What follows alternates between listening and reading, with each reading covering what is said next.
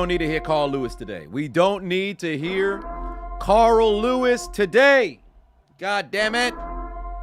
But, ladies and gentlemen, boys and girls, children of all ages, we are a couple of plays into this Monday Night Football game. I was listening to a voice note from the resident Hobbit, so I apologize for my tardiness. But, yeah, we're in the building. Yeah. How are you? Am I muted? Oh, no, I'm not. Yeah, but good evening. It is I, the diligent, vigilant, meticulous, sagacious, conscientious, analytical, methodical individual, the Chiseled Adonis, here live and direct in Hold My Nugget studio from the halfway house as we have a NFC showdown. The struggling losers of 4 straight, I almost said Cincinnati. Seattle Seahawks host the reigning defending undisputed NFC champion, Philadelphia Eagles, in your 2023 NFL Week 15 Monday Night Football game highlight commentary. What's going on with y'all? What is going on with y'all? I hope you had a very blessed and productive Monday. Cut off the doggone purge horn. Let's go ahead and mute that over there. I would hope the mic's not necessarily in the way. It's not, to a certain degree, so we should be fine. But ladies and gentlemen, boys and girls, children of all ages, I'm glad that you are here with me this evening. We will talk about Anthony Edwards a little bit later, maybe at the conclusion of the drive. My monitor is in the way of the down and distance, so it is 2nd and 5. I should use my foot, but I'm probably not going to do so. At one point, I'm going to go and reach over. Oh, that's a dangerous pass. Gain of nothing. Let me reach and move this joint out the way with my foot. Get out the way. Get out the way. God damn it. It's still kind of in the way. God damn it. All right. There we go. Just move that out the way. All right. That's a little bit better. Now I can see the entirety of the television. Am I watching both Monday Night Raw and Monday Night Football? No, I'm only watching Monday Night Football this evening. But let's go down the list, say hello to the people in the building. What is going on with y'all? Is that Quintavious? Intriguing name. It doesn't get any blacker than that. What's going on? How are you doing? Good evening. Jeff Reviews in the building. I saw your text. Hey, no need to apologize when you got stuff you got to do. Sir, you're a father. You got to take care of your, responsibilities. So I completely understand. Matt Edwards in the building. Cheeto, how is it going? Kasha is in the building. Mr. Nobody, Dev, Daniel, Token, Black Guy, Virgillo, Dream in the house, Chris in the house. What's going on? Insano, how is it going? Elo in the building. Big Grizzly, AJ, Dark, Kyle, Hamp, Jason. What's good? Virgo Kid done say it's just me, Oos. Day 1-ish. What's good with you? EXP Neo, how is it going? TDM, what's happening? Alejandro in the building. Zero, what's going on? Malone, Detroit, Legion of Blues, Ty Kid, 3rd and 6. Hurts got another completion, and A.J. Brown escapes. Great fuck. How the hell did he get away from Bobby Wagner? You don't see that all the time. You do not see that all the time. You hate how your Bears lost that game. Too many crucial stops. Hey, fam, let me tell you something right now. A whole lot of drops, but let me tell you something right now. You want to know why you lost the game? Poor tackling in the 4th. Mooney should have never been the one who said they took their foot off the brakes, or I should say off the gas in the 3rd, but poor tackling is what cost y'all. The drops was one thing. Poor tackling in the fucking 4th is what cost y'all. That touchdown drive, the tackling on Amari Cooper was atrocious.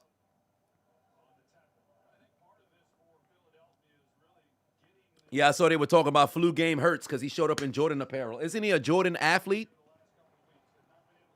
So what's the story there? Santos Escobar.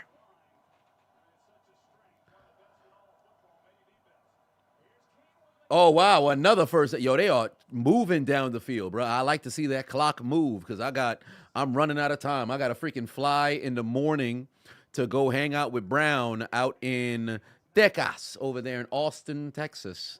flying out there in the morning, but I haven't packed. That's one. I have to finish the commentary this evening because all I've been doing today was recording commentary and also getting myself some loans so I can leverage that to go and, purchase the crib. We'll talk a little bit about finances in a bit, but yeah, it's pretty doggone dope. Do I like wait, you like to see that what move? What do you mean? What move? What in particular?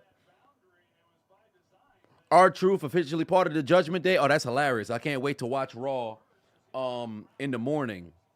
Probably I'll download it, watch it on the flight. Actually, no, I don't think I'm going to download it. I think I'm going to sleep on the damn flight.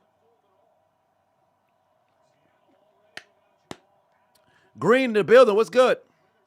Put 2 on it. Said, do I think Hines Ward gets into the Hall of Fame? Not this year. Because, in my opinion, Hines Ward can't get in before Torrey Holt. Hines Ward can't get in before... there's somebody else who's on the ballot. Jeez Louise. Torrey Holt should go in. There's somebody else who's in front of Hines Ward. Not Steve Smith and all these other first because a bunch of these guys who are on the ballot, they're going to end up having to wait.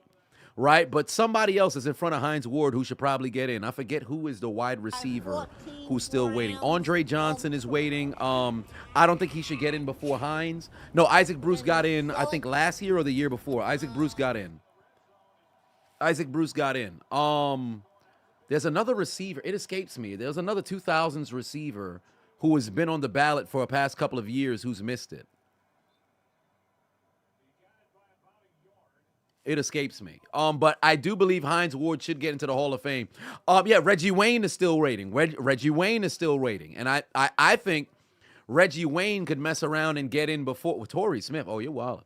But yeah, I think Reggie Wayne can mess around and get in before Hines. Because here's where the issue with Hines is and why it's going to be so difficult for all these fucking receivers. That's why, really, every single year, no, the Ocho Cinco's never going to get in. And it's because he headbutted his woman. If he never did that shit, he would have been straight. But the next 6 years, in my opinion, yeah, Marvin Harrison was first ballot. The Pro Football Hall of Fame should induct 2 receivers every single year. Because let me tell you something right now. As time continues to move forward, a lot of these motherfuckers is going to get Art Monked. They're going to get Art Monked.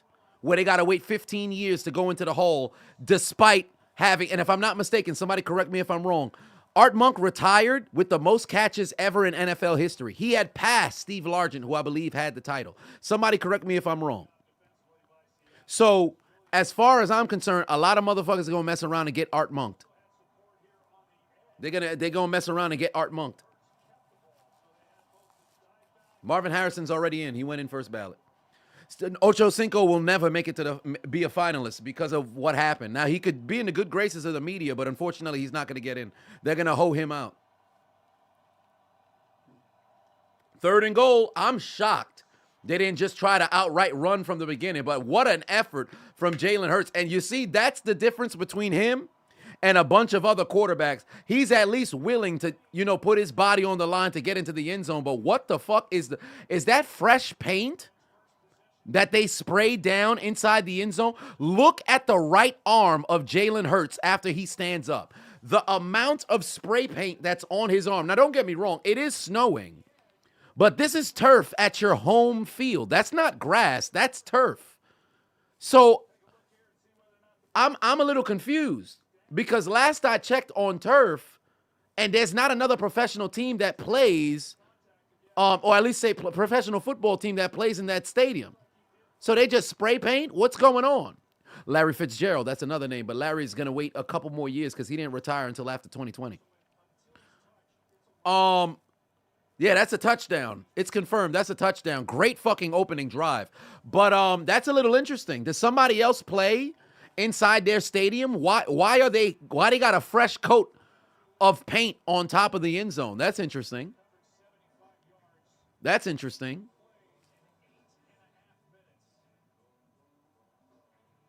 You know what? I actually agree with y'all. I think he's short. No, there's no way they would challenge it because all scoring plays are reviewed, so it's automatically reviewed. You know what, K-Dub? I think you're right. I would say he's short. Then, yeah, his shin was down about a half yard short. Even though the tush-push brotherly shove is automatic, that should have been 4th down. I agree. Dentro said they sprayed too much. That's why. I don't think they did, because once he went on the ground, you can see a little bit of green underneath the spray paint. So that's just that's a fresh coat. They must be cleaning the turf, and then they put a fresh coat of paint. That's interesting. I didn't know that was it. I know in certain stadiums where if there's two people who are playing there, two teams playing there, then all right. No, he wasn't touched down. Well, yes, because he didn't give himself up, so I get you. But sometimes they're a little bit weird about quarterbacks because I forget who it was a couple of years ago. But remember, when you slide, you give yourself up at the beginning of the slide, not the conclusion. But there was a point, I forget what it was. Somebody might remember. It was a clutch moment in the game. Quarterback was going for yards. He had reached or somewhat dived forward for the first down. They marked him short because they considered it like a slide. I forget which, oh my God, who was it? Was it Mariota? This might have been Mariota a few years ago. Oh, man. No. Was it Joe Flacco? I forget. But no, because Joe Flacco had one, but his knee brace got caught in the ground. That was something different. But there was a moment where somebody had slid and then they had, or I should say, tried to dive forward, but they counted it like it was a slide and they ended up shorting them a yard. I can't remember if they had lost or won the game, but it was something like that. But that's the only reason why I said, yo, you know what, he may be short. Now, granted, he wasn't touched down, but because that shin, reached the ground first, I don't know. But one way or another, it's a touchdown. Net strike in the building. What's going on? 7-0, magnificent opening drive for Seattle, going all the way down the field and finding the end zone. Oh, Zeno in the building. What's good, bro? How you doing? Suarez says, my thoughts on the Jonathan Majors guilty verdict and losing the Marvel job. I'm not remotely surprised that he lost the Marvel job, but because of the nature of what the crime alleged was, I'm not remotely surprised. However, I am a little concerned with said verdict because just the context of what it was that I read. Now, I haven't deep dived into it because, of course, we saw the video and evidently that's what is being used in question. I think it's foolish to look at something like that and assume, hey, this guy is a dangerous individual or he purposely went out of his way to try to harm this girl. I think that shit is a little wild. Because what was it, 3rd degree that he got charged with? Wait a minute. So Geno is active, just not starting. I don't like that. Is Hold My Nugget Studios hiring? Not right now. Well, I mean, kind of right now, but just not at a particular kind of capacity because I have a meeting this Friday. And then once I get taken care of with that, then afterwards I'll see if I can mess around and start, branching out. But I have to overlook said, finance and stuff. Because here's the thing. I don't want to just hire motherfuckers and now everybody working for free up this motherfucker. Like, although I would appreciate, everything, but that just don't feel, kind of right. So I got to figure out how much can I afford to fucking hold people down. But if there's people, of course, you want to lean with value first. So then, you work for free and then you work towards stuff. Or maybe compensation can come down the line with group or team vacations or something. Like we do a Chiseled Adonis retreat somewhere and then fucking people pull up and then the staff, y'all travel for free. Or whatever the case may be, and we all, pop out on a yacht or some shit like that, or maybe we go to like a weekend somewhere and hang out, at some sort of big zooped up Airbnb, some shit like that. I don't know. I'll figure it out. John D in the building. What's going on? Drew Lock starting at quarterback tonight for the Seattle Seahawks. Geno Smith is active, but he is not starting. K-Dub said he was found guilty of misdemeanor assault and harassment, basically because the chick got hurt unintentionally when he was trying to get her back in the car before he literally ran away from her. He was not found guilty of domestic violence, though, so him getting released from Marvel is nothing but bullshit to me. Ah, well, there it is. Because what I read was, I did hear there was a third, the third, degree. So I guess it's like what, third degree I almost said manslaughter, misdemeanor assault, whatever the case may be. So with all of that, the thing is, I still say it's intention. Like if something, of course, when you charge somebody with a crime, what was the events that led up to it? And because you have video evidence, this man I'm trying to escape, puts you back, I'm trying to escape. Really? And then son get fired? I don't like it. I don't like it.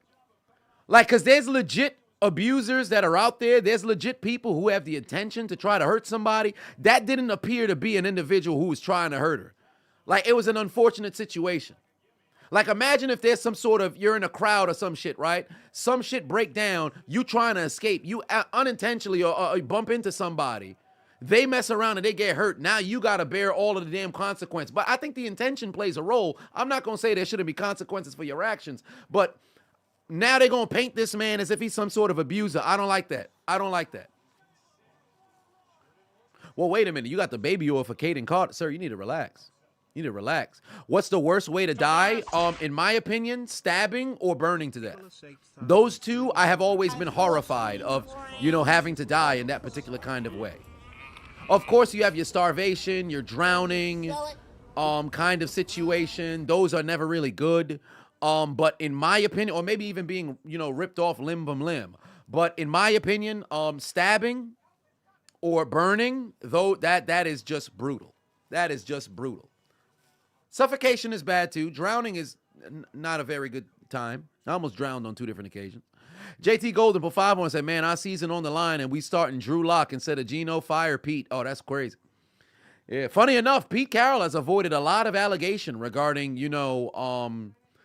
elimination or termination of job, but maybe because he's won consistently with Russell Wilson, won a playoff game, damn near each year up until, Russell was gone, or I should say 2 years before Russell was gone. And then as of late, he hasn't necessarily had competitive teams, so they kind of let Son rock.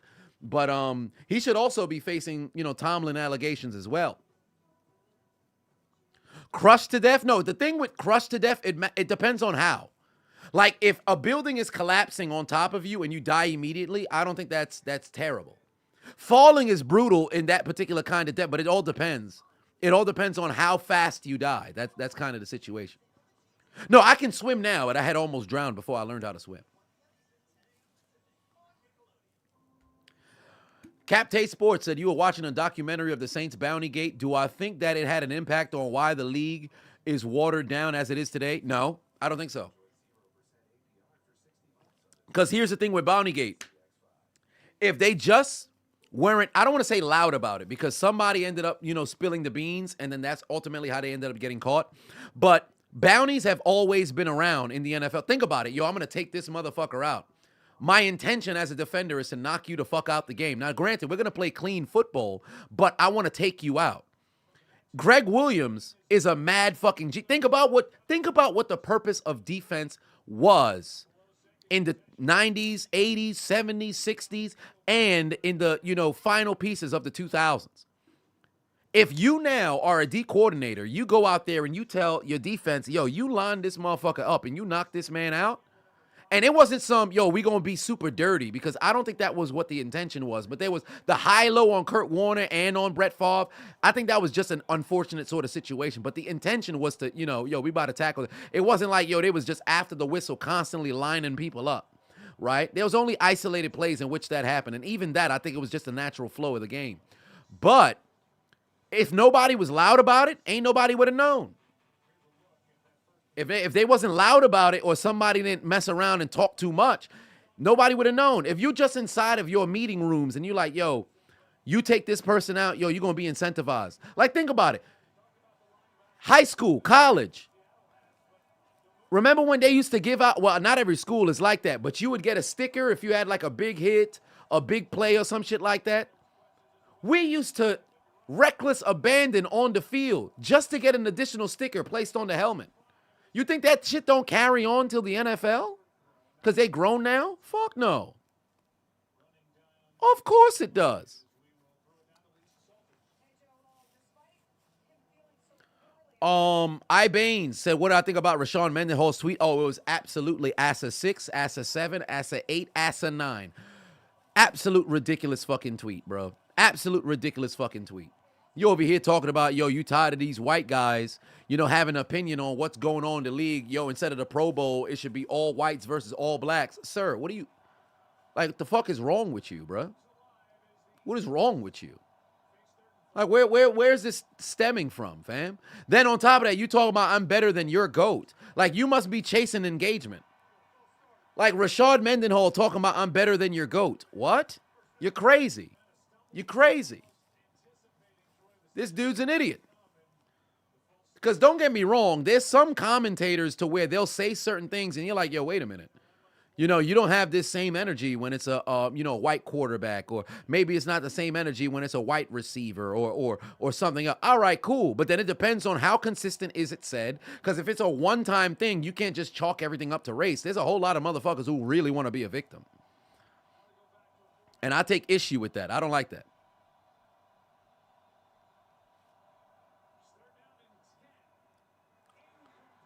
Great defense right there. Get him off the field. Good job by Seattle. They could get some good field positioning here. Who do I have in the all-white versus all-black Pro Bowl, though? Oh, the black team. Are you kidding me? Come on now. Steelers fans been giving him a hard time since Super Bowl, 45. That'll happen. That comes with the territory. Like, here's the thing. If Rashad Mendenhall, right, despite having that fumble, right, if Rashad Mendenhall had bounced back after the Super Bowl loss, Pittsburgh doesn't have to go draft Le'Veon Bell 3 years into the future. But that's not what happened. If he was a decent running back and actually went on to have a good career even after he left Pittsburgh, people wouldn't be talking like that. But when you're a dude who you make it to that point, you crumble in the biggest moment, then you don't bounce back. And to make matters worse, you out here outspoken up the motherfucker. Of course the populace is going to keep throwing that back in your face. Keep it real. This is what the world is. Cam Newton still is getting messages about not jumping on top of the fumble. Despite being the MVP that year, despite being one of the greatest quarterbacks to have ever played collectively football, I still say he's not a Hall of Famer. But you can't, or I shouldn't say one of the greatest, although, because greatest is now very subjective. One of the most versatile quarterbacks to have ever played the game. You can't mention football without mentioning Cam Newton, right? He plays a large role. But with all that being said, people will never forgive you if you end up taking an L and something doesn't work out. Like that's where people will always talk about shit, bro. Deshaun Jackson, what was it, his rookie year when he fumbled the football at the goal line? They still talk about that shit till this day. It's literally called the Deshaun Jackson shit. And a bunch of players that did it before. The dude in Tampa yesterday, well, in Green Bay, but he plays for Tampa, yesterday on that 50-yard touchdown. He just broke the plane. They said he almost Deshaun Jackson. It's been 15, 16 years.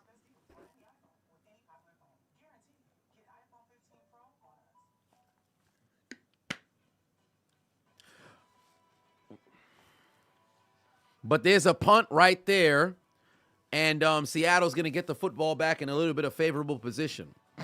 The Damonte Kazee suspension was bullshit. And I talk about it in detail in the commentary. The only thing I have to record in the commentary is, of course, the remainder of this game and just the overtime games. Because the last clip that I input on the commentary was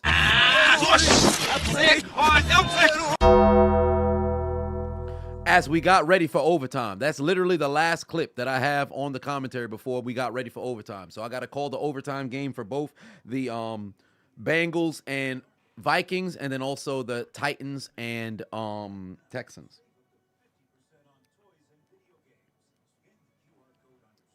When it's overtime, it's fixing to be after hours. Nah, it's after hours for the overtime. It's after hours for overtime. Cap Tay Sports said, once again, you got to come forth and ask to grant all founder seats a VIP badge. Oh, I got to figure out how to fucking do that. Let's see. How do I do the VIP badges? I don't know how to VIP badges. Maybe it's something to do tomorrow. I don't know. Well, it gives me something to do. I'll write it down in my thinking about what a tackle. Jesus Christ. What a tackle. Grant. Oh, shit, I clicked on the wrong one. Grant. VIP badges. 2. Founders.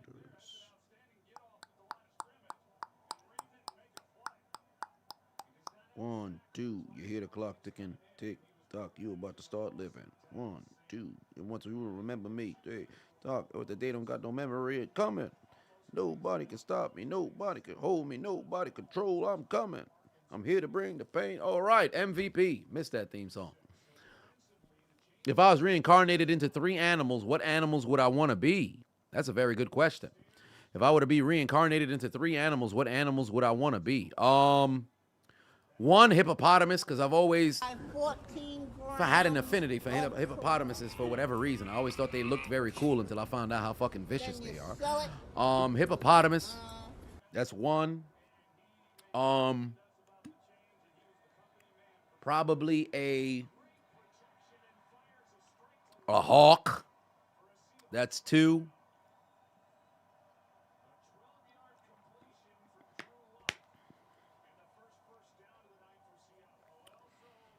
Hippopotamus, hawk, and a sloth.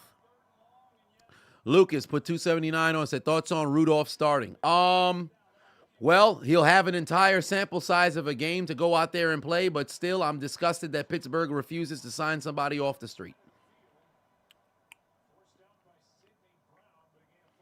So that bothers me. I don't like that. Good Lord. They're the worst team on 3rd down? That is atrocious. So I told y'all, that's not the same Eagles team from last year. Motherfuckers can't get off the field.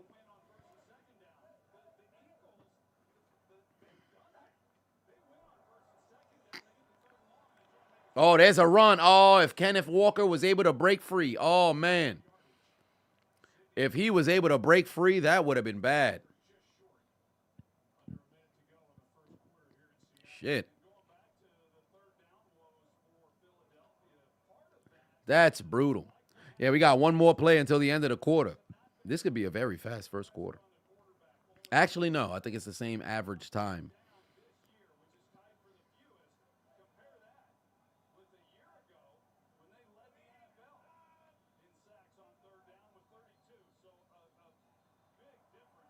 Somebody false start. Well, there it is. So much for Patricia being a defensive savant. That's incredible. Back them boys up. That's terrible. That's terrible. Oh, yeah, it is on Noah Fant. He definitely moved.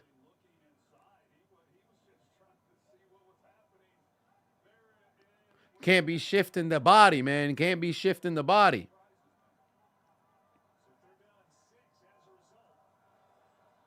Why would you still throw it to Noah Fant? That's hella short.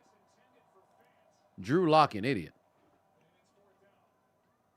Drew Lock, an idiot. What the hell was he trying to do? Ridiculous. Now they got a punt.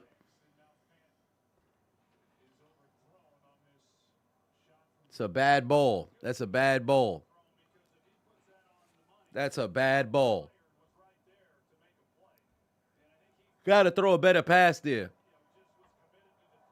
Now, as for the suspension, for Kazee, I think it's absolutely laughable to sit there and suspend him for the entirety of the year. There's no way you could spot that at the 3. It was been touched. That's crazy. There's no way you can make it seem like homie didn't put, like you can't bat it forward and then try to spot them at the 3. That's crazy.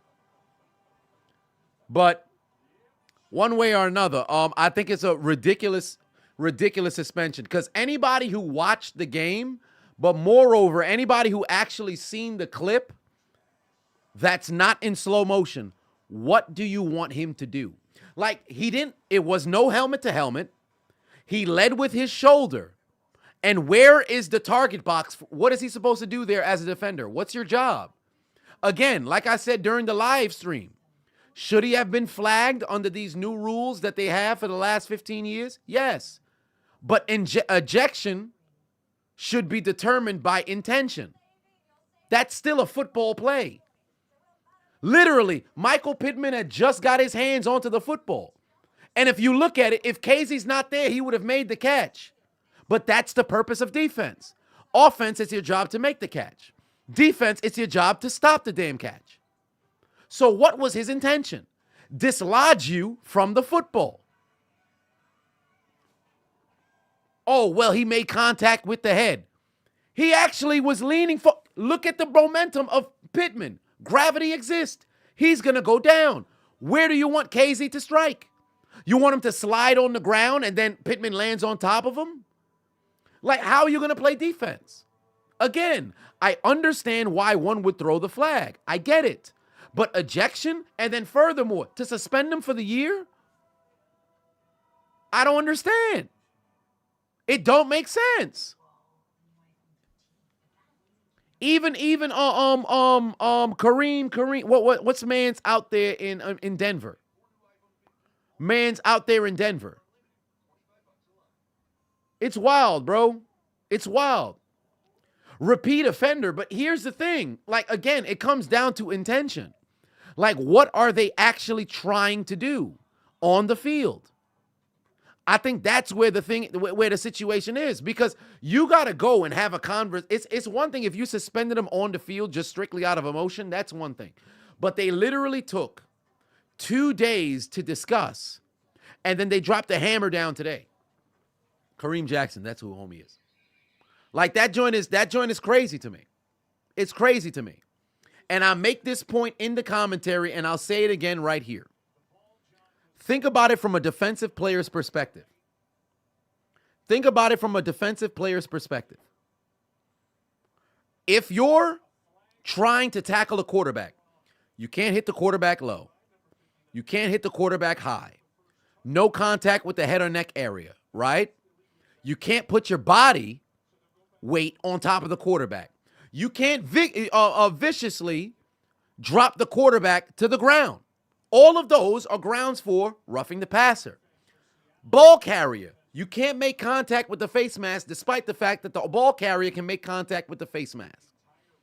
You can't hit high because that's a flag. You hit low, you're considered a dirty player. You drop your body weight in the midst of a tackle, that's about to be outlawed next year. You can't horse collar a motherfucker. So how do I hit you?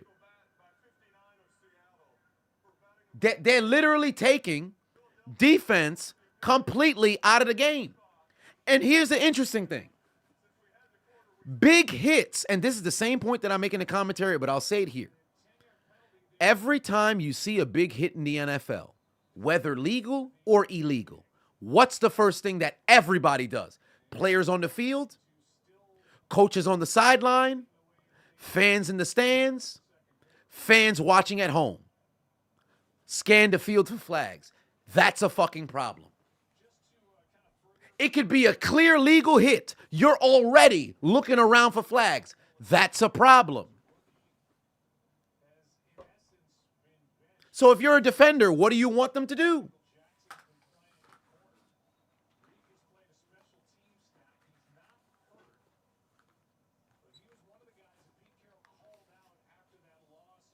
Enzo, what's good? Legit, like, what do you want? What do you want them to do? It's tackle football. And Brady made a very good point, and I talked about it in the past. If you throw in hospital passes, you got wide receivers running one-step slants. You got motherfuckers running straight into linebackers as bait to get a 15-yard penalty. How many times we see quarterbacks just launch a football all the way down the field so they can get a pass interference call, right? You think these quarterbacks not also thinking, yo, if I just float this ball over here and a defender makes a play on my receiver, as long as they survive the hit, that's 15 yards. If it's a guaranteed penalty, why the fuck not? It's no different than a give me.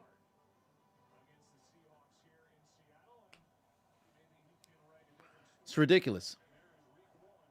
Kareem Jackson was told he's responsible for keeping the offensive player safe. That's fucking ridiculous. How is it my job to keep you safe, but it's not your job to keep me safe? And now NFL is fining people like fucking crazy. Oh, great fucking hands on the football there. Way to break it up. How many times we see, like J.J. Watt has been talking about this extensively. If you go to J.J. Watt's Twitter and just scroll down, not only does he talk about how the players are getting robbed, he also posts the clip in which they claim somebody violated the rules and they should be fined. Jalen Warren is the second most fined player in the NFL this year. Look at the clips of the plays that he was fined for. You're a running back. You're finishing the play. You get fined for that. What the hell? Football's no longer football. It's not the same no more. Oh, A.J. Brown is down. Hold on, wait. Get up now. Get up now, bro. Must be just limping or something. Yeah, he coming off the field.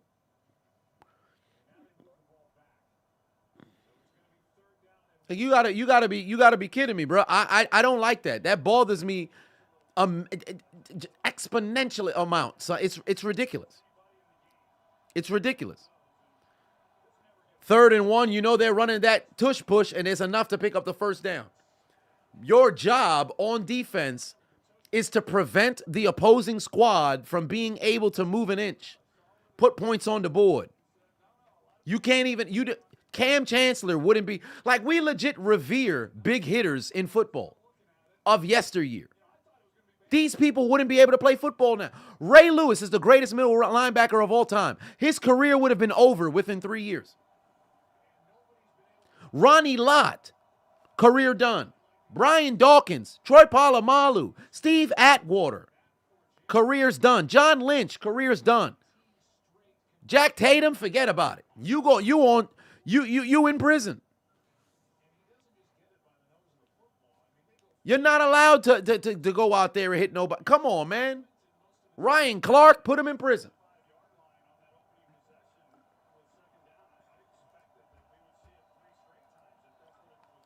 That shit drives me up a wall, bro. That joint drives me up a wall because you're robbing people of what football is supposed to be. It's a collision sport. It's not just a contact sport. It's a collision sport. The physicality is what separates it from other sports. And here you are making it soft. I understand player safety, but you know what the fuck you getting into when you sign that contract to play this game.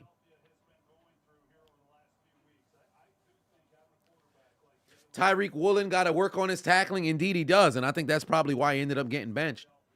TKG said ever since that Rams-Chiefs game back in 2018 where the score was 54-52, 54-51. But NFL saw people call that the greatest offensive game ever, and they were like, well, so long defense. And they were sick when Super Bowl 53 happened, when no offensive scoring. And 2018, the death of defensive NFL. I mean, shit, when they didn't throw the flag on that obvious fucking penalty when the Rams and the Saints in the NFC Championship, so fucking egregious. There's no way I could be a Saints fan and ever fucking, not boo the officials. I'd boo them until eternity. But I think it was even before that they were taking defense out the NFL, since before that. But I've always said you should have a balance between great offensive football and great defensive football. But now the NFL would much rather just have good offense and to hell with defense. Like, truly, if every team averaged 35 points per game, the NFL would be like, this is amazing. They'd sit there and be like, yo, this is amazing. But if each team held the opposing squad to under 15 points, oh, they'd hate it. Your audience shouldn't just be casual fans. It should also be towards the football purist.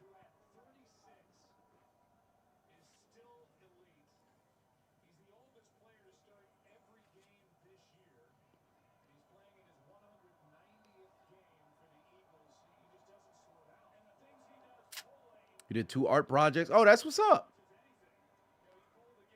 No defense league. National bum-ass referee league. Hey, it be like that. He's the old. Oh, Jason Kelsey's the oldest person to make a start every single game. Shit. He could play until he don't want to play no more, but I think he's only going to play at maximum one more year. I don't think Jason Kelsey's going to play another season. After, well, if he plays next year, I don't think he's going to come back and play another season.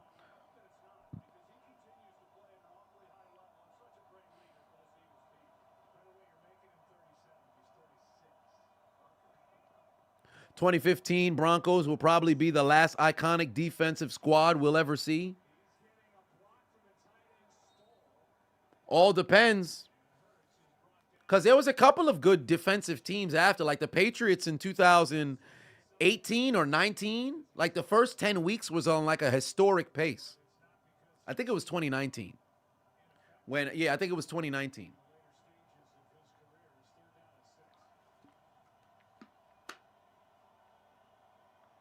Ted Wilson said you been gave up on the NFL and the NBA. That's why you're granny hunting Poppy. Oh, sir, you need to relax.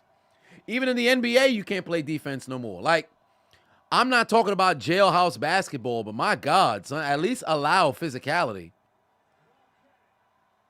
Motherfucker, you got people who just go to the paint and then you look at somebody, it's a tech. I hate it so much, bro. It's so fucking soft. I can't stand it. NFL has a defense problem. Have you seen the NBA 76ers versus Hornets? 135-82. And the entirety 2023, 2024 Detroit Pistons. Oh, it's bad. They get cooked every single week. That shit's bad.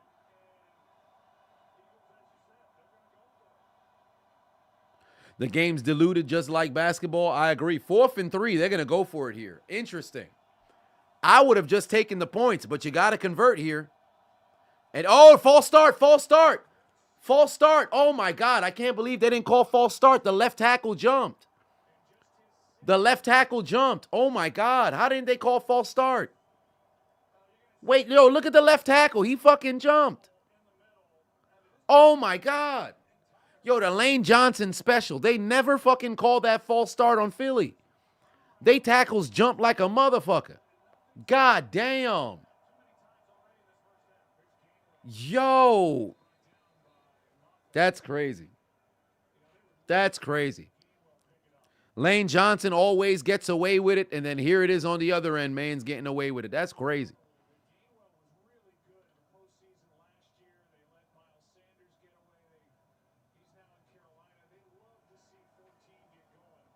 Lane Johnson rarely gets called for the false start, indeed, because a lot of people were complaining about it, and I started pointing it out. I think it was during the playoff game last year. Like, that dude was jumping crazy. It was ridiculous. Oh, Swift got that touchdown now. Oh, no, he went down.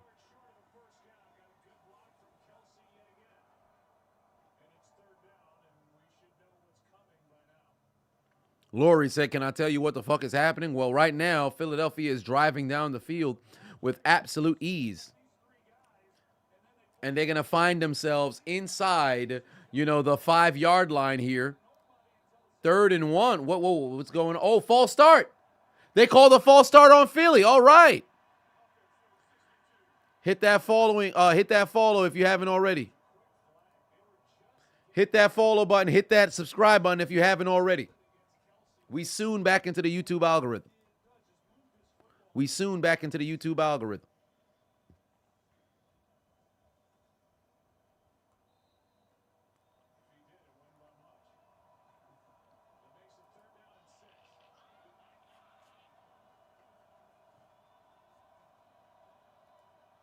Oh, I like that. Hopefully this evening we can actually, no, not hopefully, because I'd rather if it didn't happen. But if in the event it goes down, we got the overtime. Here comes the field goal unit right now. Hopefully there's no overtime.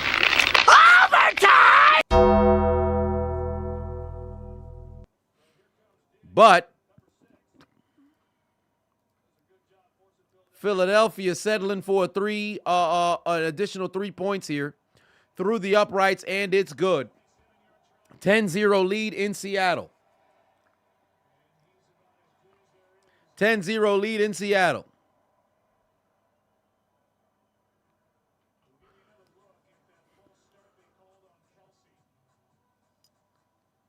Oh, it's because Kelsey moved the football forward. Oh, nah, his head went down. First off, look how low Kelsey gets in that stand. Like he gets down with both hands down. So legit, it's a snap, and then I go straight to the like. That's incredible. Their O-line coach, whether it was Sirianni or their O-line coach who came up with the idea for the fucking brotherly shove tush push, man, it's a fucking smart person. Is EDP watching this game? Of course he is. Of course he is. There's nothing the defense can do about Kelsey. Nothing at all.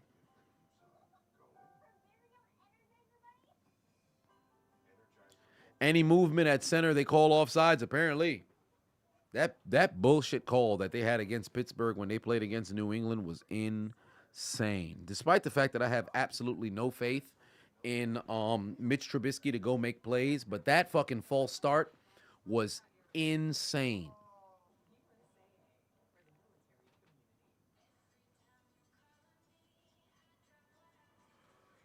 And they start Mason Rudolph. It's ridiculous. Okay, so the benefits are required. So what is this benefit that they have for the Amex to where you can get better seats? What are they talking about?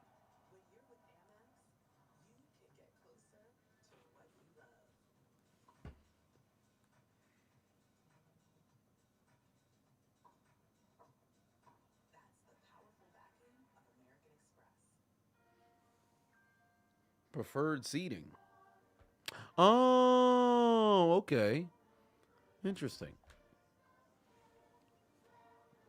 It was. You were pissed, as was I. Imagine the Eagles had a worthy quarterback. What you mean worthy quarterback? Jalen Hurts is all 100% worthy.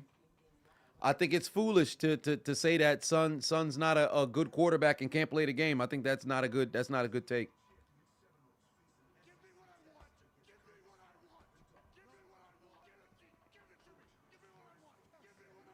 These motherfuckers talking about Orange Bowl when they got robbed of going to the college football playoff. That's crazy. Young_Chano just subscribed for 2 months. Oh, Young Chano just became resubscribed. I appreciate you.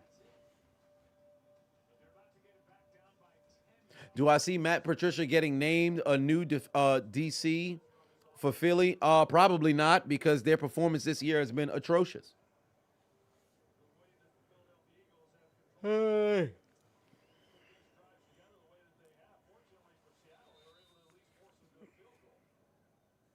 Who do I have for MVP this year? Christian McCaffrey, but Brock Purdy's right there. Like, truly, now, after yesterday's performance, Brock Purdy, MVP, I got no problem with it. But for me personally, Christian McCaffrey's been the most consistent player in the NFL all year long. Not only consistent, but also dominant. That man's an absolute problem. An absolute problem. In the pass game, in the run game. Matter of fact, how far is he off?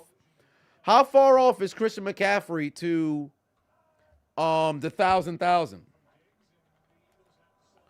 Because if I'm not mistaken, there's only been, I don't know if there's been a running back who's had the 1,000,000 multiple years. How much? Oh, no, he doesn't have that. He doesn't have enough to get to the 1,000,000 this season. I don't think so. Yeah, this year on the ground, through the air. Well, maybe. Maybe. So far this year, he's at 500 yards through the air. Yeah, there ain't no way. But he's gonna lead the league in rushing. He's gonna lead the league in rushing. And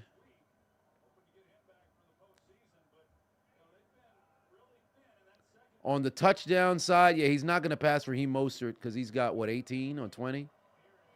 But total touchdowns, he can mess around and pass up Mostert, so. Yep. First team All-Pro in his future, though. All kinds of touches this year. That shit's crazy.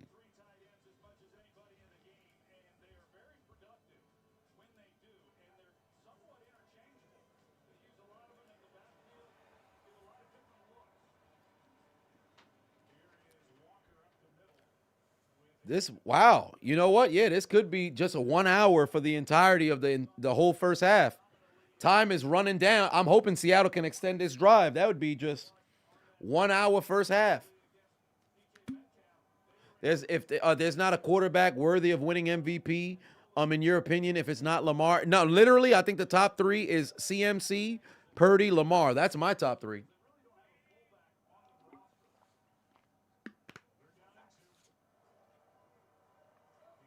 First down. If CMC wins MVP, you're going to veto the NFL? Good luck with that. John Williams said, without getting upset, and we see all the rookies playing this year, if we drafted differently, do I think those players would have put up the numbers with these coaches? No. If C.J. Stroud came to Pittsburgh, same fucking ordeal. If Puka Nacua came to Pittsburgh, I don't think we would have had the opportunity to even unlock that kind of potential because we're not throwing the football. Running the football, well, we had our moment where we were top in the NFL in a 5-week span and then no longer remembered how to play football. So really, it's a mindset and philosophy because truly, I think this Steelers team has the potential to be able to win, but these motherfuckers just do not know how to play football together as a group.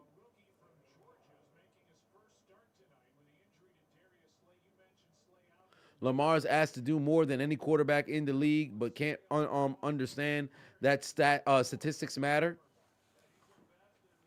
Well, the thing that's interesting is, and that's one of the reasons why I say MVP is, it's not a popularity contest, but it should truly be most valuable player, and that's no longer what it is anymore. Everything is predicated on just stats.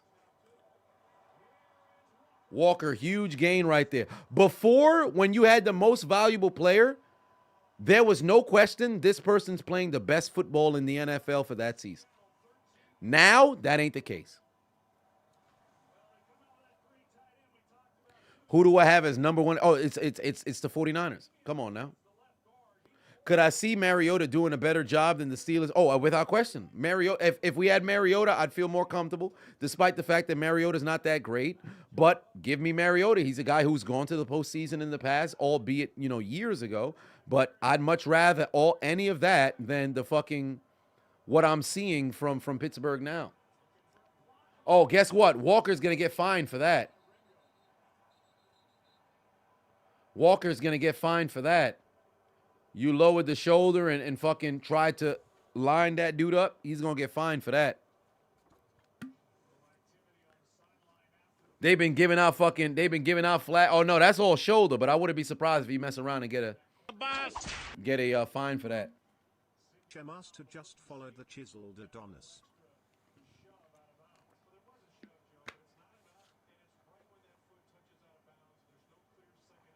Why didn't anybody try to get Lamar in the offseason?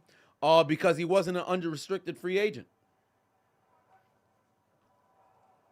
He wasn't an unrestricted free agent. He had a 5th-year option. No, not suspended, but he is going to get fined for that.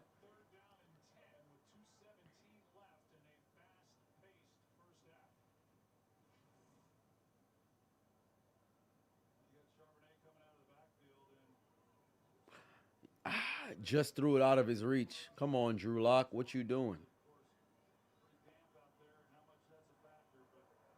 That man clapping and you just seeing shit fly off his hands. He must have had some chalk on his hands.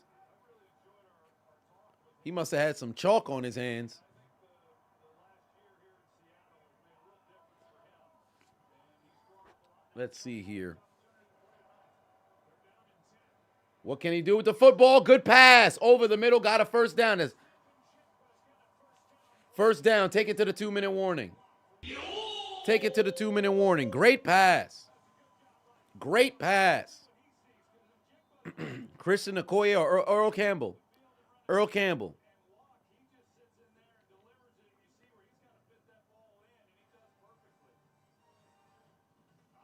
Ooh, the fatigue is starting to get to me. That's not good. Because I got to stay up. That's no good at all. Because I got to finish the commentary tonight. But the positive is there's not too much highlights going down in this game. So that's all right. I feel the fatigue starting to get to me. That's not good at all. I legit got to be up for the remainder of the evening. Packing's not going to be a problem. I am going to take my camera and everything else with me. Originally, I wasn't going to, but I think I'm going to have to take it with me. And apparently, there's like a hockey game that's going down in Austin on Wednesday. I guess I'll pull up to that. Send them to Fire Cook. Just followed the Chiseled Adonis. KTM Chris said, I'm ignoring your chat. What chat? Can we talk about Jonathan Majors football and refs later? What do you mean? Can we talk about it later? We already talked about Jonathan Majors. You missed it. Who's the most overrated quarterback of all time? Overrated quarterback of all time? Maybe Eli Manning. Because people always talk about him in the Hall of Fame conversation, but he's a Hall of Fame moment guy. Tony Romo's more underrated than overrated. I've always said Eli Manning. I've always said Eli Manning.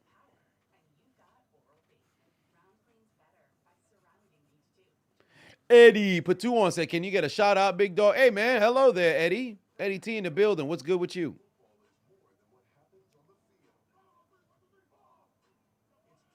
Sage says, Big Ben. That's fair.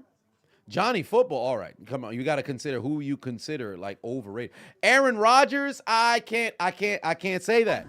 Because Aaron Rodgers is a legitimate 4-time MVP, all earned. Right? All earned. And then moreover, when you look at his championship game losses, with the exception of one, and still even that is, questionable, he had virtually no defense and the front offense failed him.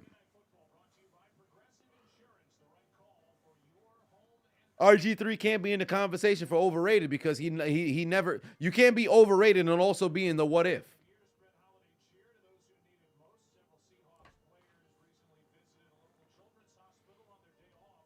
Because you have to really consider, when you say overrated, where are they being rated at? And you have to consider from the consensus. Lucas put 279 on and said, you had Rivers as overrated? I don't know if there's that for overrated because he's never mentioned when you talk about like the greatest of all time. He's never there. Like if we were to say underrated, right? Despite the fact he's in the Hall of Fame, when you think amongst like the greatest of all time, somebody like a Dan Fouts doesn't get talked about enough.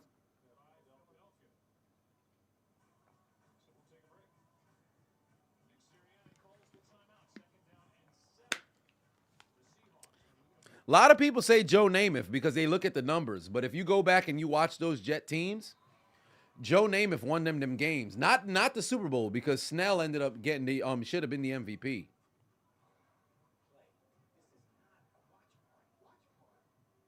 These motherfuckers in the commercials speaking with their entire face.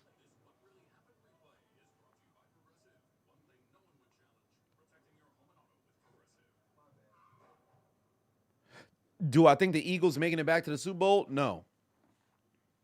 Jeff George or Jim Harbaugh? Jeff George. Jeff George.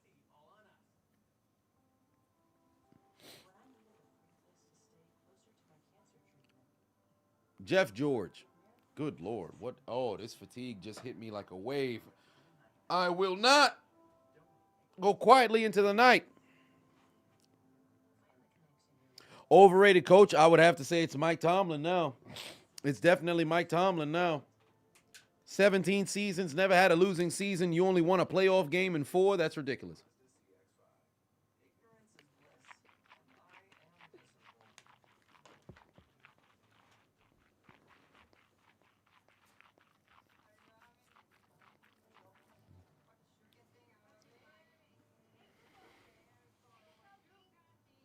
Seattle needs some points here.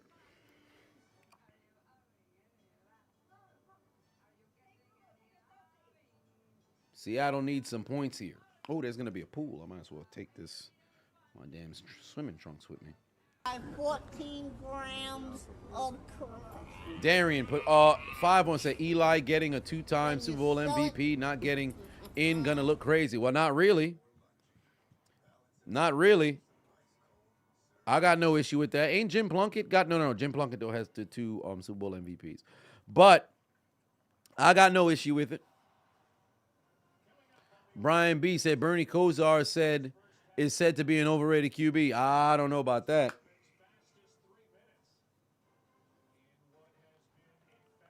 They got Christian McCaffrey with a do-rag? That's crazy. Z Flat said you just got here and Twitch gave you 9 ads. God damn. Here we go. 2 minutes. Under 2 minutes left to go here. Get a completion. You should have caught that damn ball. Keep the clock moving. Come on.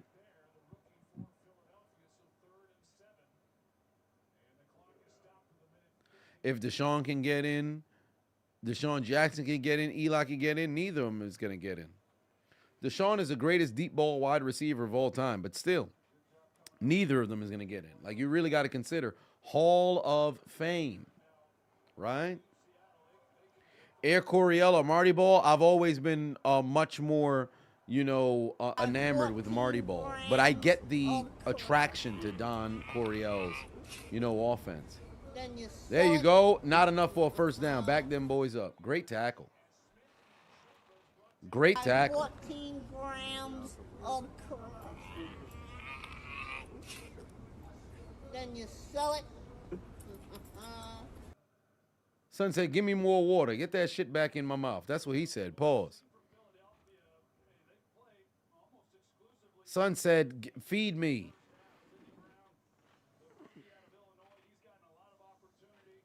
Eli was never a top 5 QB ever. Only season was 2011.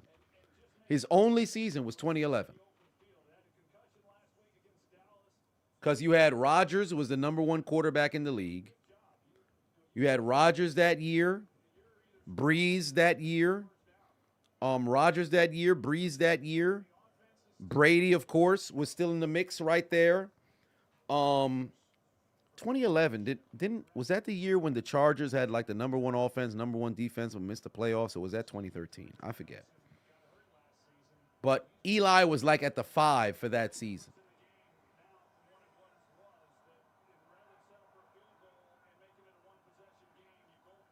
All right, here we go. They ain't no way they're going for it on 4th down. I don't believe him. I don't believe him.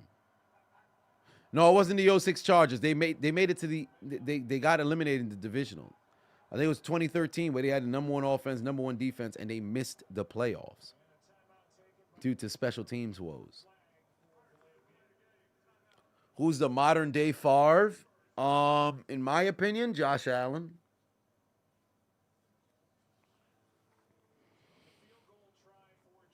Gunslinger, reckless abandon, turn stuff into backyard football. Drew Bledsoe was most overrated. I disagree.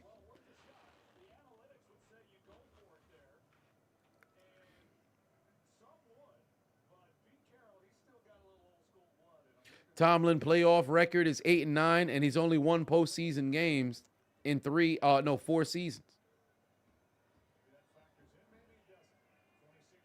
In 17 years, I think that's crazy. You could have some one-and-done seasons here and there, but then you can't go some 8 years, no postseason wins.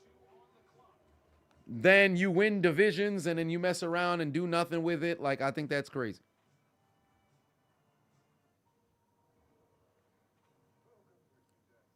Why do some people think Troy Aikman's overrated? Because they never watched him play. They only look at the statistics.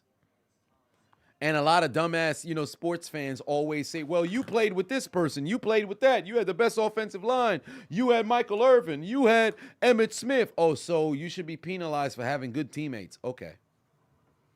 You're just a game manager. Do it without them. So your GM should not surround you with talent to identify if you're able to be the guy.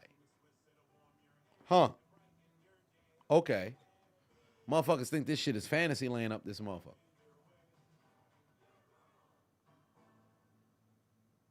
KC Sports Nerd said you just got into Hofstra University. So excited, all your hard work pulled off. Wait, congratulations.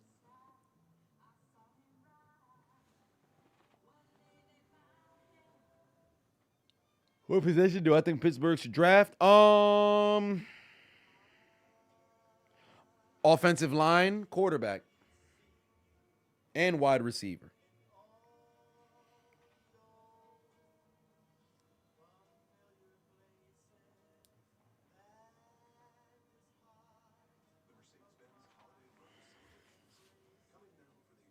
Sister just got into Auburn. Oh, that's what's up. Congratulations.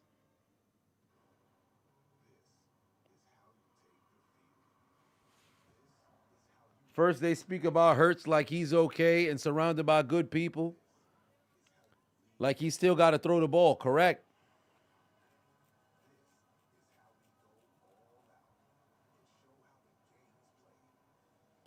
All right, here we go. Final drive.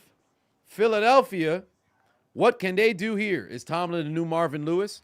Well, the difference with Marvin Lewis was they never won a playoff game. Tomlin at least was on the sideline for a Super Bowl, but that was 15 years ago. It's been too long. So with that being the case, it's time for a change.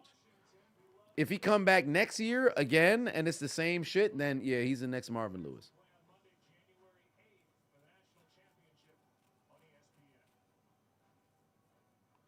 Let's see who can make a play here. That's a great fucking drone shot. Oh my Lord, that's a great drone shot. Piper Niven on your screen has to get out the equipment. Oh Lord, this man wild. Allen in the building, what's going on? Yeah, that fatigue is starting to whip my ass. Shit came out of nowhere. What is happening? God damn.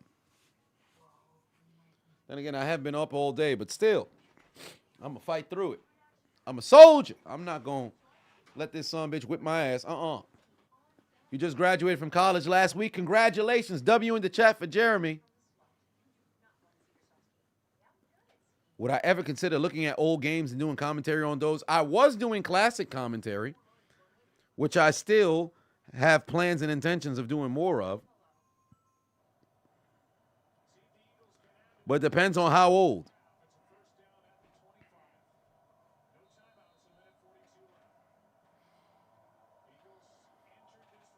Two 15-play scoring drives in first halves. Shit. Let's see here. 1:42 on the clock, ladies and gentlemen. They kind of, well, that one's not a false start, but could have messed around and got close. Good tackle. Is that clock moves, clock moves, clock moves. All right. I got to get my daily vitamins. Shit. Did I take a nap today? No time to take a nap today. Offense, defense. Oh, no, it's on defense. Illegal hands to the face on defense. No time to get no nap. All day, been recording. Tyler in the building said, long-time Chiseled Adonis fan. We need to keep Nancy away from a goat. Well, I appreciate you. That's love right there. 1:33 on said clock. Oh, Jalen's going to run? No, he's not. Throw the ball away. Got it all the way out of bounds. Good arm power right there in order to get that out there. Do I have a premium or extra PS plus account? Premium, I think. It's the highest tier. That's the one that I got. Haven't even freaking turned on the place. A bunch of people's probably sent me a bunch of friend requests or whatever. But I'm there.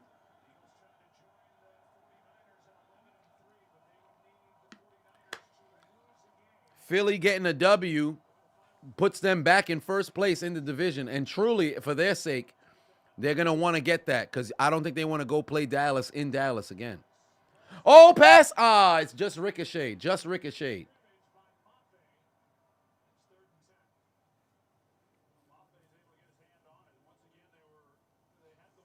My MVP for the season is Christian McCaffrey, but Brock Purdy is working his way up. I think it goes, in my opinion, CMC, Purdy, then Lamar. But on a lot of other leaderboards, it's Bards. On a lot of other leaderboards, it's Purdy, Lamar, Dak, Hurts, CMC not even getting acknowledged. Just drink Monster. I don't know about all that. 3rd and 10. Can Hurts find a completion? No, he can't. Incomplete. Now Seattle gets another chance. That's interesting.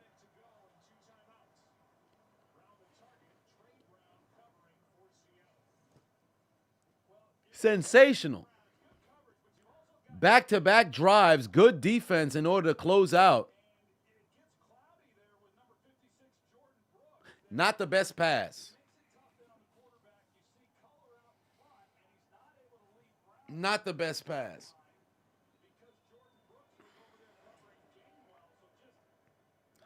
Thoughts on Brandon Jacobs? He was an all right, player in his time.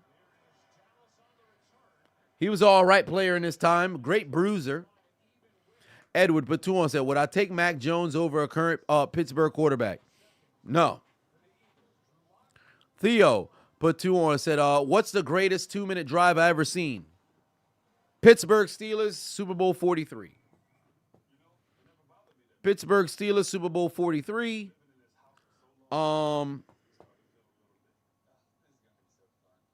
There's that.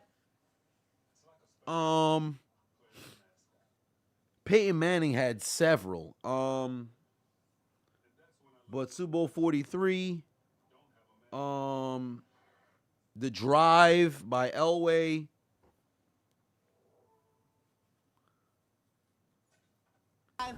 Mahomes, the 13 seconds in the game against Buffalo. Then you sell it.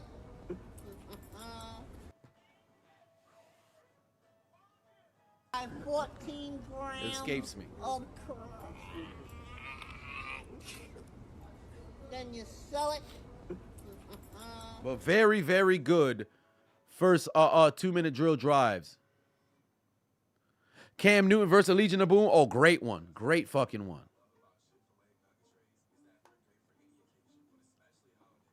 Dan Marino, fake spike. Classic. Classic. Seiko said, thoughts on Eli Manning being the first ballot Hall of Fame? No, ain't no way he's first ballot. Not his fault. He had a great team around him. Yeah, but here's the thing. He didn't. It was never really great. Like the 2007 Giants had to stumble into the playoffs. Then, furthermore, the defense played at such an incredibly high level. I said time and time again, Eli shouldn't have won that MVP in the Super Bowl in 42. 46, he earned that one. 42, should have been a D lineman.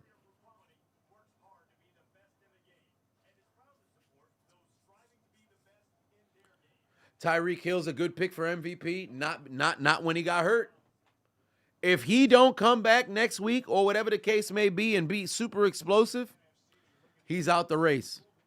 He legit got to play this upcoming game, the following 2 games, and put up numbers. Because I think if he doesn't get to 2,000 yards, ain't no way in hell he going to mess around and get MVP. I don't see it happening.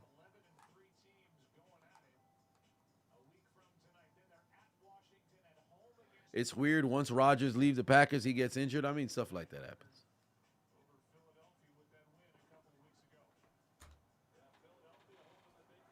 Good Lord. 1 minute left to go here in the half.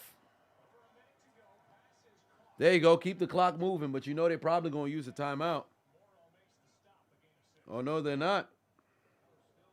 Yo, you know what I might do at halftime? I might actually take myself a power 10-minute nap at halftime. Because I feel the battle. Kicking my ass. Lock got to throw it out of bounds.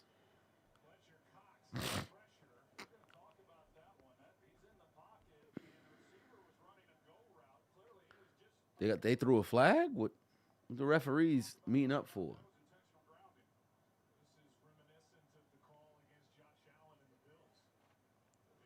Alex Smith or Chad Pennington? Alex Smith.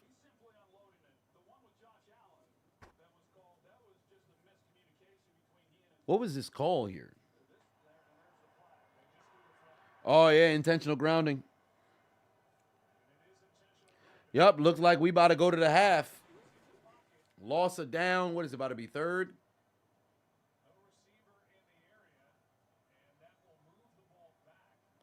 Joe Flacco got back-to-back games with 250 yards passing and 2 TDs. More than Steelers quarterback since the Ben retired. Yep. He missed the receiver by 4 yards. Brutal.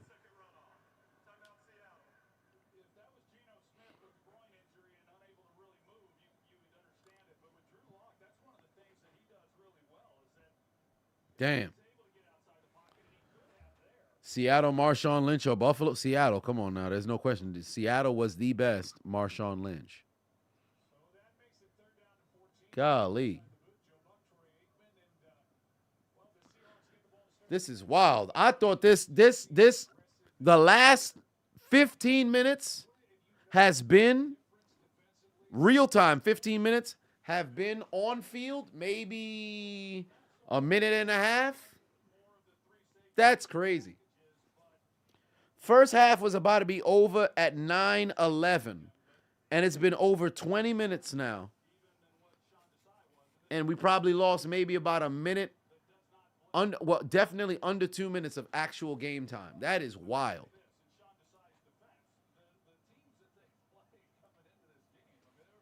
Justin put 2 on it. Said, ideally, who would I want as my QB for my team, Peyton Manning? Oh, you mean not all time, but availability now? I would have has been, not a never has. So make a move to get maybe a Stafford. Joe obviously is off the market. Get me somebody who's done something. Call up Matt Ryan or something.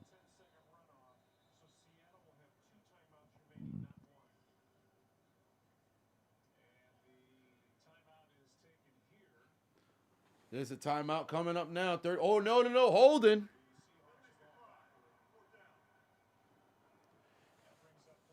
Now what are they going to do? Well, Philly don't got no timeouts left, so I'd highly doubt they're going to try to go for it. It all depends on the spot.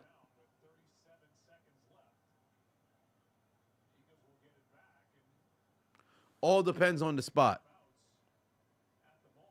Fuck, marry, kill, Remy Ma, Cardi B, Nicki Minaj. Okay, so, shit. Marry Nicki. 14 grams of crack. All I know is I'm killing Cardi. Then you sell it. That's all I know.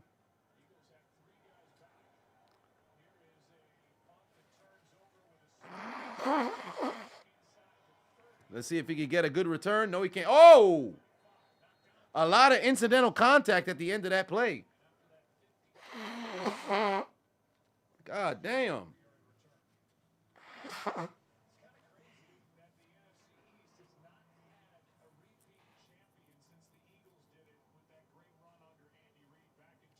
Why do people still act like Joe Buck is still a boring commentator? I know what he used to sound like. He's far better one now. I think he is better now. I think he is better now.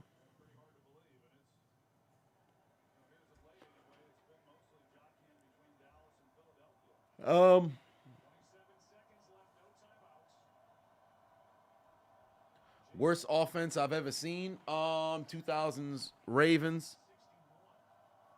Hold on. Pass incomplete. Goddard thought he could have caught that damn ball.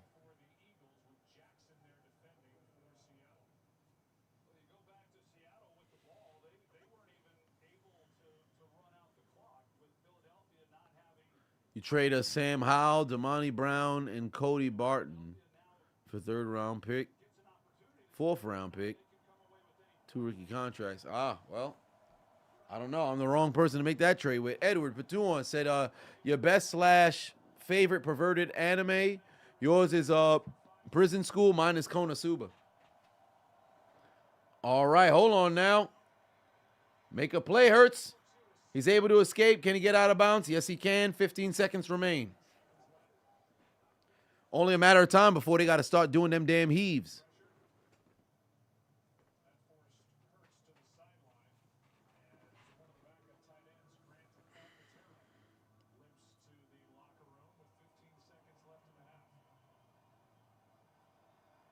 Lane Johnson jersey clean as hell, bro.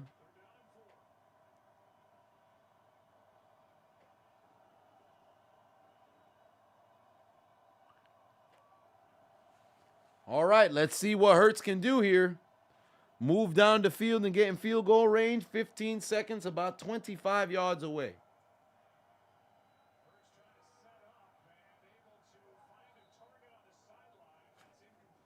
Nope, incomplete. Incomplete. I thought they had enough for that first down. I guess not. And no, he dropped it. He dropped it. That's a shame. Best but perverted. Yeah, Food Wars is wild. Motherfucker eat some good croutons. Dude ready to come out they shirt. I'm like, all right. Come on now. Most disappointed stretch for the team. The Bills in the early 90s. Yeah, it was brutal.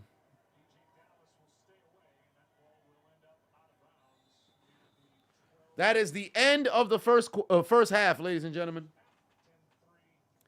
That is the end of the first half. Golly. Who that for life, Chris? But 5 on said, where was all these giving it up to high school student married young teachers when you was in grade school? Oh, so you're looking for more pedophiles. All right. Smucky put 10 on it. Said, of all time, what would I call world beaters of 1 year / era? Wait. Oh, for world beaters of any other year / era. For all time of world beaters. Aaron Donald. 14 grams Reggie White. of Mike Vrabel. No, not Mike Vrabel. I'm bugging. Lawrence Taylor. Why did I say Mike Vrabel? I'm thinking of Tennessee Titan. Bruce Matthews. One team against anybody. Okay. Oh, of all time with team. Okay. I thought you meant individual players. Team 85 Bears. 85 Bears, 78 Steelers.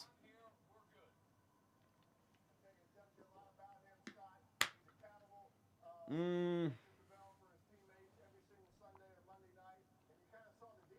2003 Patriots.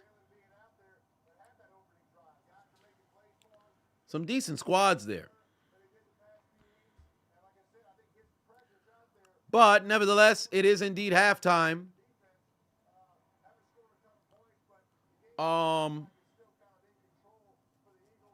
2013 Seahawks.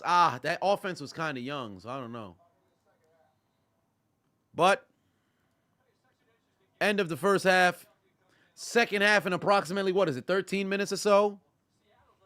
So in the meantime, I'm going to go take myself a little break. I will be back for the second half. Keep yourself locked in right here. Hopefully, we don't mess around and go to overtime, because ain't nobody wanting to see overtime!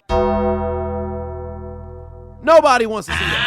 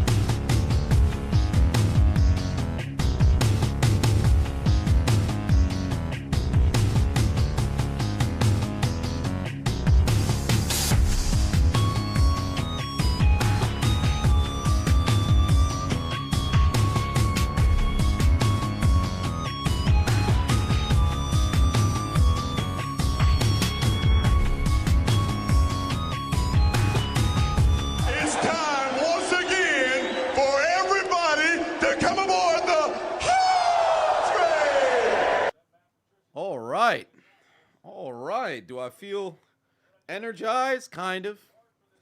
Definitely was sleeping. Definitely was sleeping for sure. You know how when, I don't know if everybody else has this experience when they lay down to take a nap, but I definitely do feel a bit more energized now. You ever have that feeling where you lay and you can feel your body falling to sleep in portions? Like this man, he said good morning. I had that feeling where I felt like I was outside my body, looking at myself sleep, getting ready to leave the room, and then my freaking phone went off. So that's the best way for me to fall asleep, is when I like have to try to lay there until my body starts to fall asleep in portions. Like right now I have a weird high alert because my torso, I guess, was the last thing to go, because my legs, it took maybe 90 seconds or so. And then, like, right now, I could kind of have, like, that weird tingly feeling in my hands. TGK said, you need the national anthem. What, from Carl Lewis?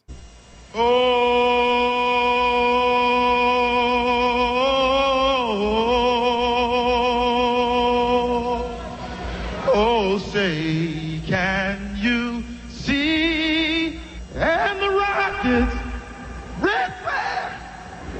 Uh-oh.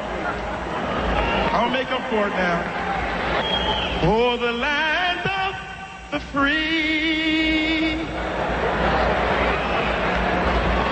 And keep in mind, ladies and gentlemen, today's game is brought to you by Underdog Fantasy. Football is back. That means Underdog Fantasy is back and better than ever. They're running their same promotion, but this time from the beginning of the season, where they will match your first-time deposit up to $100. So you put in 20, they'll give you 20. Put in 50, they'll give you 50. Put in 100, they will give you 100 and double your initial deposit. Last year, you saw it from my live streams. From November up until the Super Bowl, I won $4,172. It can't get any better than that. So make sure you click the link in my description and download the Underdog Fantasy app. Use promo code Adonis, and it will match your deposit up to $100. May you win all of your bets and let Underdog fund your Christmas. Yeah, so make sure to either scan that QR code or click the link in my description and download the Underdog Fantasy app. Powerpuff had wrote, in the midst of my nap, the Giants learned they can't just put a guy in at quarterback due to his race being Italian. Tommy DeVito is a guy who gets to be QB, is an Italian too. Let Tyrod start. He's better. Well, I mean, given that the Giants are now 3-2, with what a play by Kenneth Walker. Given the Giants are 3-2 with Tommy DeVito, I think it's worth still giving him a shot. I don't think Man's got a job just because he was Italian. I don't think that's the case. Did I ever see the video about Shannon Sharp talking about bat shots? I don't know about all that. I did see a clip earlier while I was downloading some highlights earlier this morning when he was talking about a lady had farted on him, and he said he usually makes some shit. I saw that clip. I have to maybe that's what I'll download to watch on the flight, is the entirety of the episode with Deion Sanders, because Deion Sanders is such a fucking charismatic, individual. This man had me watching press conferences, post-game fucking press conference. Like, that shit was ridiculous. Oh, LeGreat said that was it? Ah, yeah, so I seen it. Them dudes are some fucking clowns, man. Hilarious. Hilarious. Yeah, Deion had me weak because he was like, y'all ain't no good, man. Y'all ain't no good.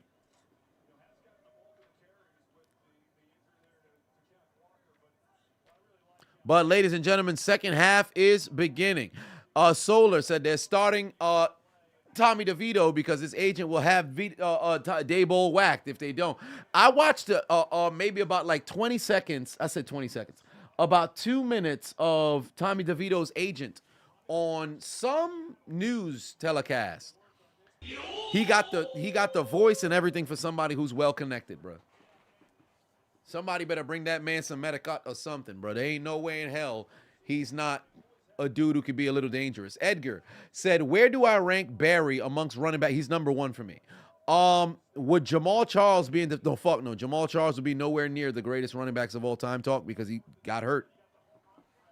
If Jamal Charles never fucking got hurt or nothing like that, and he was able to be around for when Mahomes finally made it. Now, granted, he was years prior before that even happened, but if he was able to stick around for there, he could have messed around and got like the fucking Terrell Davis treatment. Jamal Charles is in the same pool as a Clinton Portis, as a Priest Holmes, as a to a lesser degree Sean Alexander, because Alexander didn't necessarily have to end said career due to injury or whatever the case may be.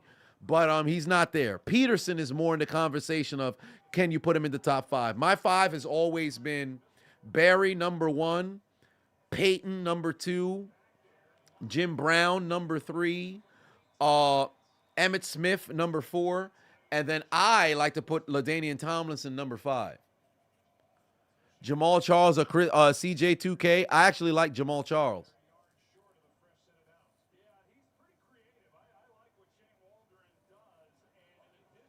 Morgan in the building. What's going on? Oh, there you go. What? Oh, boy. Get a couple blocks. Get out there, Drew Lock. Block somebody, Drew Lock. Yeah, that's a fucking run. That's a fucking run. Oh, my God, what a run. That is amazing. That is amazing. That's football. That is a run. Oh, that was beautiful. Yeah. Yo, that dude, give him the game. Well, the drive ball. Give that man the drive ball. That was incredible. Incredible. Oh, yeah. Magnificent right there. Oh, Lord. That was great. That was great. Oh, yeah. What a run.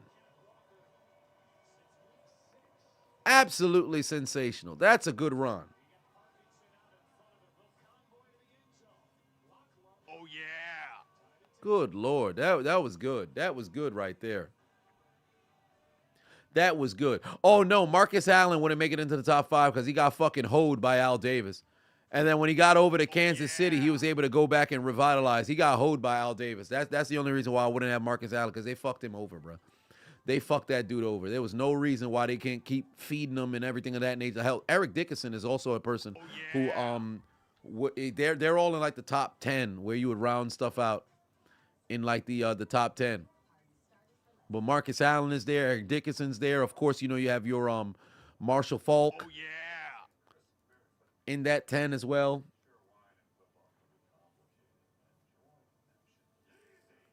Good Lord. That's a great run by Kenneth Walker right there. That's a great fucking run. No, Eddie George isn't in that top 10. That's a great run, bro. That's a great run. Oh, I had that pepperoni stuffed cheesy breast. Yeah, Steve, yesterday. The cheesy bread. I actually ordered Domino's before I went live yesterday. Sensational. Grand, but 5-1 said, what player not on the Steelers, if signed, would instantly embody what a Steeler is? Your guess is Baker Mayfield. He played with the attitude on any team. Yes, but I don't think the quarterback is right now what you would need. Well, not necessarily. I can't say that. But you want somebody who can embody a Steeler. If somebody like a Trent Williams, but younger, was to show up on Pittsburgh, because you need that identity on offense, not defense. So I don't want to talk about defenders. But I'm thinking somebody like a Deebo Samuel embodies what a Pittsburgh Steeler is. Baker's a make or break. So tell you the truth, I wouldn't mind having a Baker Mayfield. But I'm thinking if there's one person who can come in and immediately shift the attitude just based on how they play, Debo, a shit ton of 49ers, really.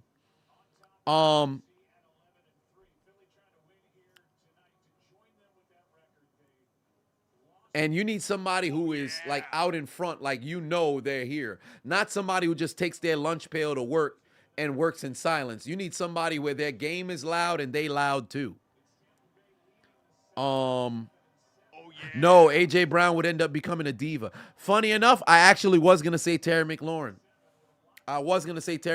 But I don't think he's not loud enough. His game is loud, but he personally not loud enough. You need that person who's going to get out in front and talk on behalf of your squad. Somebody like a Jalen Hurts, you need a leader, man. You need a goddamn leader, a Jason Kelsey. Need somebody who is a leader of men. They'll walk up in there. Offensive guys. MUI said link to the game. Oh, wow. That's the first time for a while that we actually got the link to the game. So let's go NFL Bite.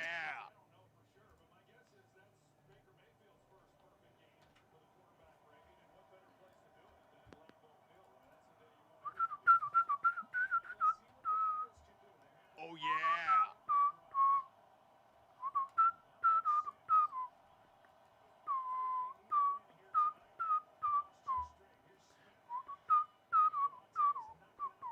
By 14 grams of crack. There's a link to the game. Sell it. There's a link to the game. Matter of fact, I'll put it right here, top pin comment. Link to game. You have a bunch of different games that are there. So choose wisely. Just make sure you close all new tabs that's since open. Kittle's another guy who I wouldn't mind having there. Oh, 3rd and 1. You know that brotherly shove is on the way. I might want to get some Oreos. So I have something to munch on.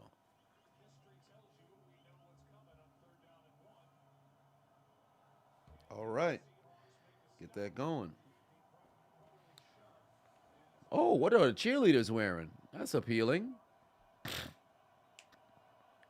Would Adams be a Steeler-type player or even Barkley? Devontae Adams? Yes, but Pittsburgh doesn't have the offense to facilitate his abilities. They don't have the offense to facilitate their abilities.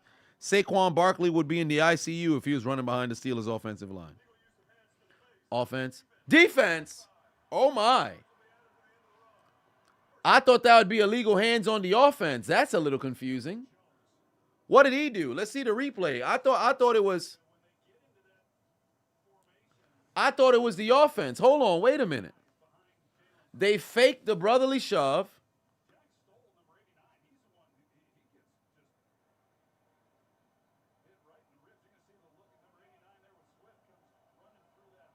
God damn. Hey, son got whoosh, my mom. God damn. Stop recommending Pittsburgh Steelers wide receivers. They need They need somebody who can throw them the ball. I agree. Jalen Hurts is gonna run. Enough for that first down. Using his legs, and now they're starting to wake up. Offensively, they're starting to wake up. You got the Raiders beating KC on Christmas. It can happen. You said it's a boring game. I can't say it's necessarily a boring game. There's been a good defensive, showcase in this game. There's been some good defensive showcases in this game. Oh, that was a little dirty. I thought maybe son knee could have got fucked up.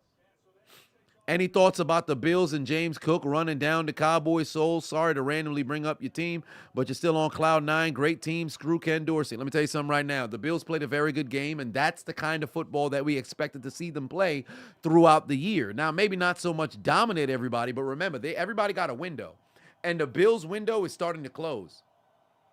So they need to perform now, and they've been losing a lot of 50-50 games. They've been in most of the games that they've been in. Please don't let the record fool you. This is still a very good, perennial playoff football team. But they got to play that style of football moving forward. And for the Cowboys, they fucking suck on the road this year. And they've had some road games where it was close, and then, they messed around and lost. But right now, it's starting to look bad because you can't be a juggernaut at home and on the road. That's bad. Because best believe you could have your moments week in, week out, but if you think the fans and the media don't start to now seep into your mind where it's like, yo, man, just wait until we play them at home, you're going to start to devalue the road games. And guess what? You got to play a road playoff game. Now you're going to be afraid. Good catch about A.J. Brown. That's happened a lot of times in the past. Where you got a team that is a juggernaut at home, but they kind of on the road. And then all of a sudden, You start reaching the postseason and the players go into the game like, man, if only they played us at home. The fuck you talking about? It's a playoff game. As far as you're concerned, it's a neutral field. What you worrying about the venue for? That's a dangerous pass. Great play by the defense.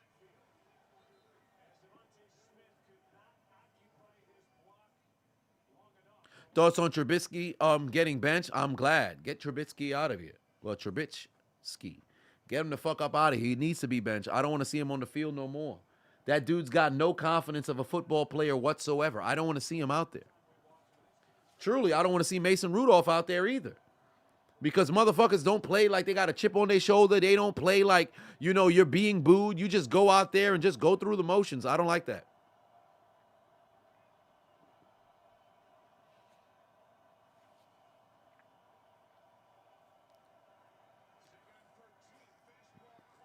Jalen Hurts enough to pick up a few more yards right there. Very good drive right here from Philly.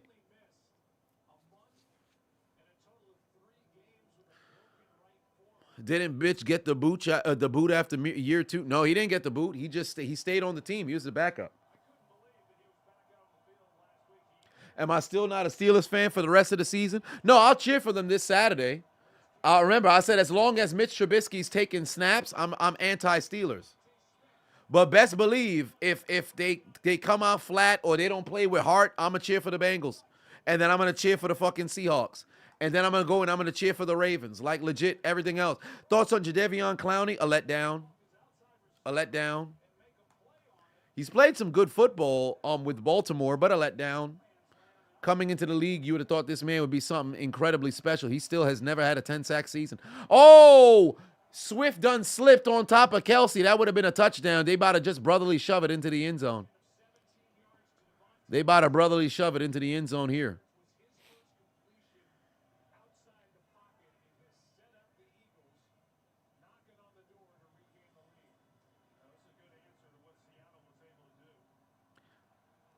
And you could tell Jalen just called the play himself. Touchdown.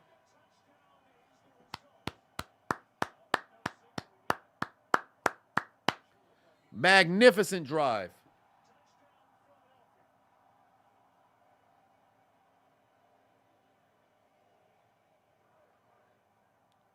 Magnificent drive.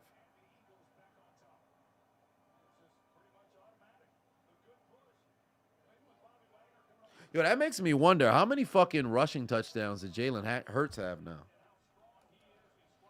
Because if he mess around and pass Cam Newton, because Cam Newton has 75, and even I thought that was wild, but Cam Newton's rushing touchdowns was so much different. Like Tom Brady, how much rushing touchdowns does Tom Brady have? He got to have in like the 20s. The 20s or 30s. How many rushing touchdowns does Tom Brady have?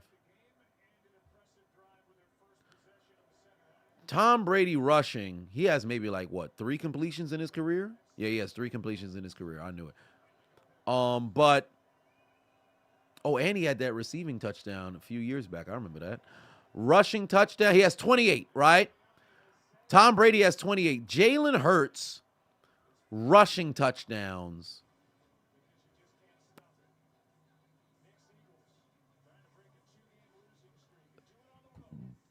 This is the first one of the day? How'd they score the first time? I forget. Was it the brotherly shove in this game? Was it the brotherly shove in this game that led to the touchdown for them?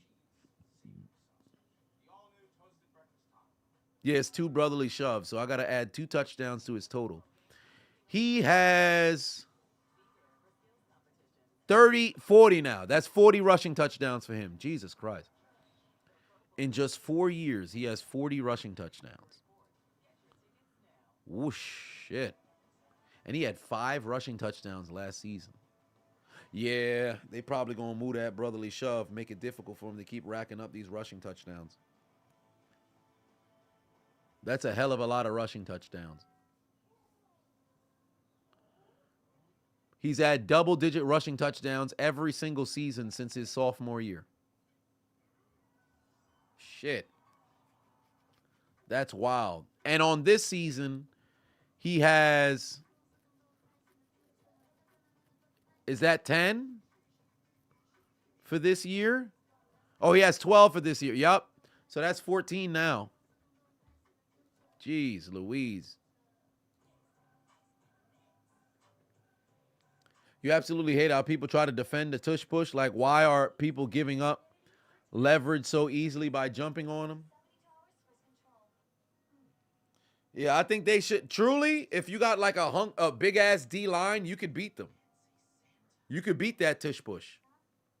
Josh Allen has 45 rushing touchdowns. Well, Jalen Hurts about to pass him up right now. Goodell want to ban the push.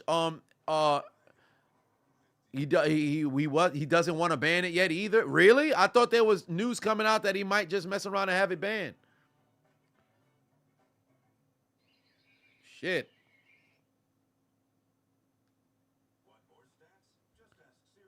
Let me go grab some goddamn Oreos. In the meantime, dance, LeBron.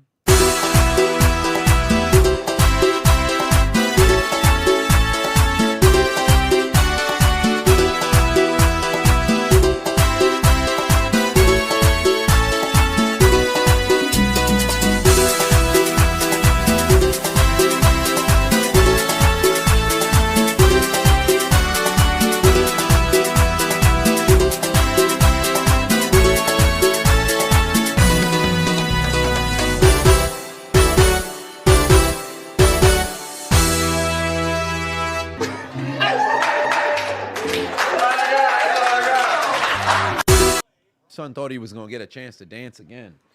This man LeBron was ready to dance again. What's wrong with him? Arriba. Had to go grab my Oreos. Oh, Allen actually has 49? Well, shit.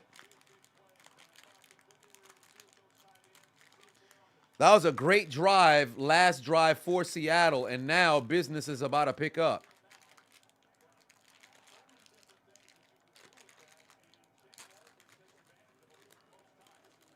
Oh, Drew Lock better protect. Oh, he's going for a shot here. Overthrows Tyler Lockett. No, Tyler Lockett over here hoping he could get a flag. There was no way he was going to catch that at the end. You tripped at the complete top of the route. Ain't no way you getting a flag on that. Commanders showed that the shove can be stopped, but then the Commanders have Allen and Payne up front. Those Bama boys are rather large. So you gotta get yourself some big D linemen who can move their feet and play at a Pro Bowl level.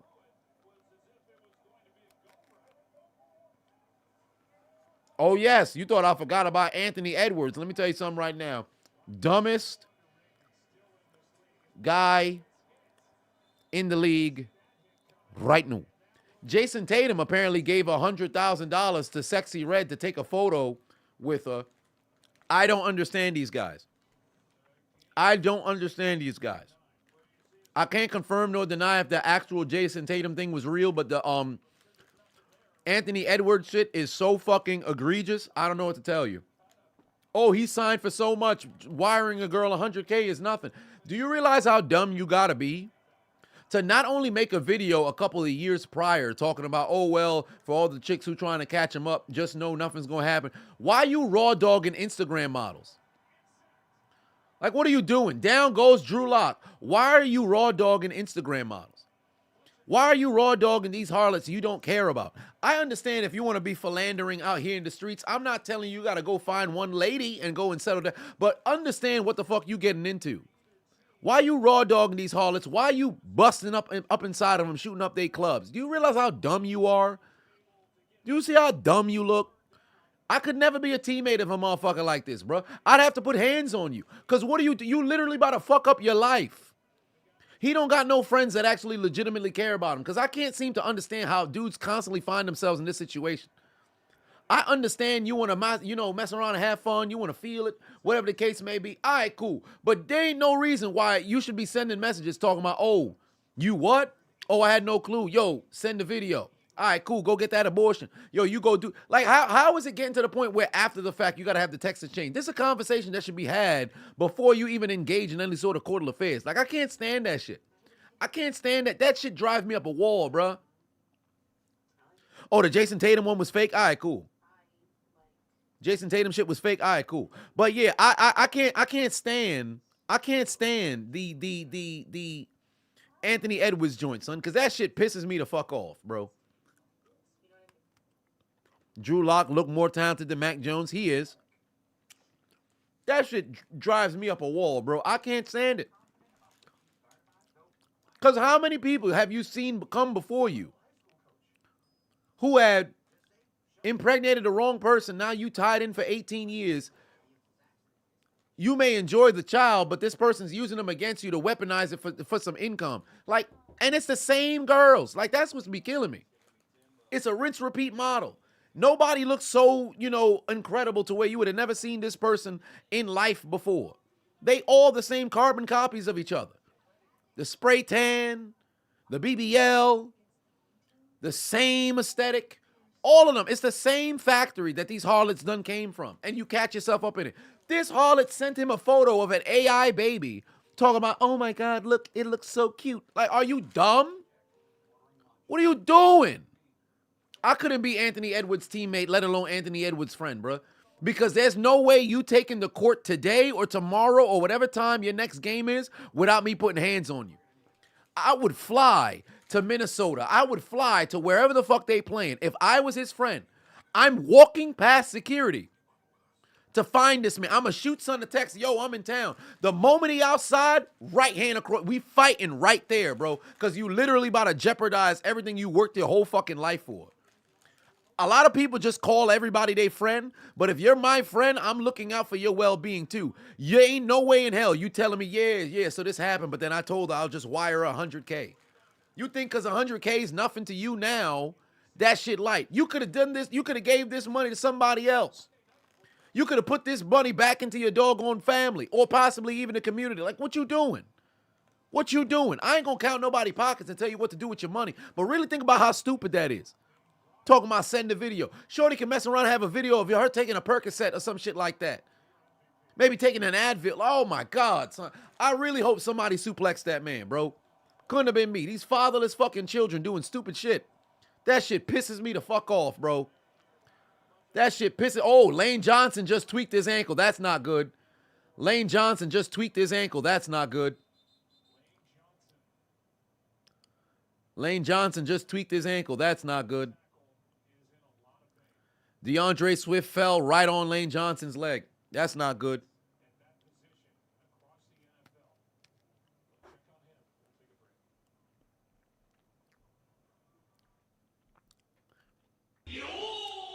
But that's where I am on that. That's always where I'll be on that. Ain't no way. That shit pissed me off. Like, that's one of the reasons why I'm like, yo, they lucky they ain't let me in the league. They lucky I wasn't good enough to make it to the league. Because that rookie symposium that they got in the NFL, when you have your Chris Carters come in and talk to the future players or whatever the case may be, I'm keeping tabs on everybody. I don't know if there's a rookie symposium for the fucking NBA. And truly, I think the NFL rookie symposium might just messed around and had been canceled a few years back. Because I haven't heard any news about it. NFL Network hasn't, posted any documentaries about it, whatever the case may be. But there ain't no way you make that sort of issue. And the resident Hobbit, Marvin, had sent me a voice note right before I went live, and I was listening to it. And I look forward to sending him my response at the conclusion of everything. Because let me tell you something right now. This is one of the reasons why you have to appreciate the LeBrons of the world. No scandals. No scandals. No scandals. It's just basketball, business, or whatever the case may be. Anthony Edwards, I'd have to put hands on you, bro. I'd have to put hands on you. Even now, I don't even know you personally. I'd put hands on you, bro. Because you moving fucking sloppy and you fucking up your generational, bag, bro. There's people out here who literally go out their way to try to do you dirty. If you vet somebody extensively and then all of a sudden, out of nowhere, they flip it because they had a deliberate plan to get you, then you could be like, I charged that one to the game. But if you did a zero vet process and you just do all this other horse shit, move sloppy, and you think you're going to be able to navigate into life, I bet. Is that, good Lord, that is a very difficult name to go and pronounce, brother. So I'm just going to say bad. Put 20 on it. Said, let's talk about George Pickens. They say he's the cancer of the team. He's not celebrating with the team when they score. He's not blocking when they need to. Also, him deleting Steelers pitches off Insta. Let me tell you something right now. That dude does not want to be in Pittsburgh right now. He does not want to be in Pittsburgh right now. You want to know why? Because he's not getting the football. Not only is he not getting the football, they're not winning no games. And we don't have a quarterback or an offense that's worth throwing the football. Because here's the thing. Last year, George Pickens was blocking. Early in the season, George Pickens was blocking. All of a sudden, he wasn't getting them targets. He wasn't getting. Now, all of a sudden, it's free me on his, story, removing pictures on his Instagram. Now, the man title, whatever. Like, winning solves a lot of fucking problems. And when you're losing, and you're losing the way Pittsburgh's losing, there should be a false start. I understand why motherfuckers will be frustrated, but effort is what's on the marquee, and that's my biggest issue that I have with George Pickens. It's effort. That's the biggest issue that I have with George Pickens. Oh, what do you know? Insert Lane Johnson back into the game.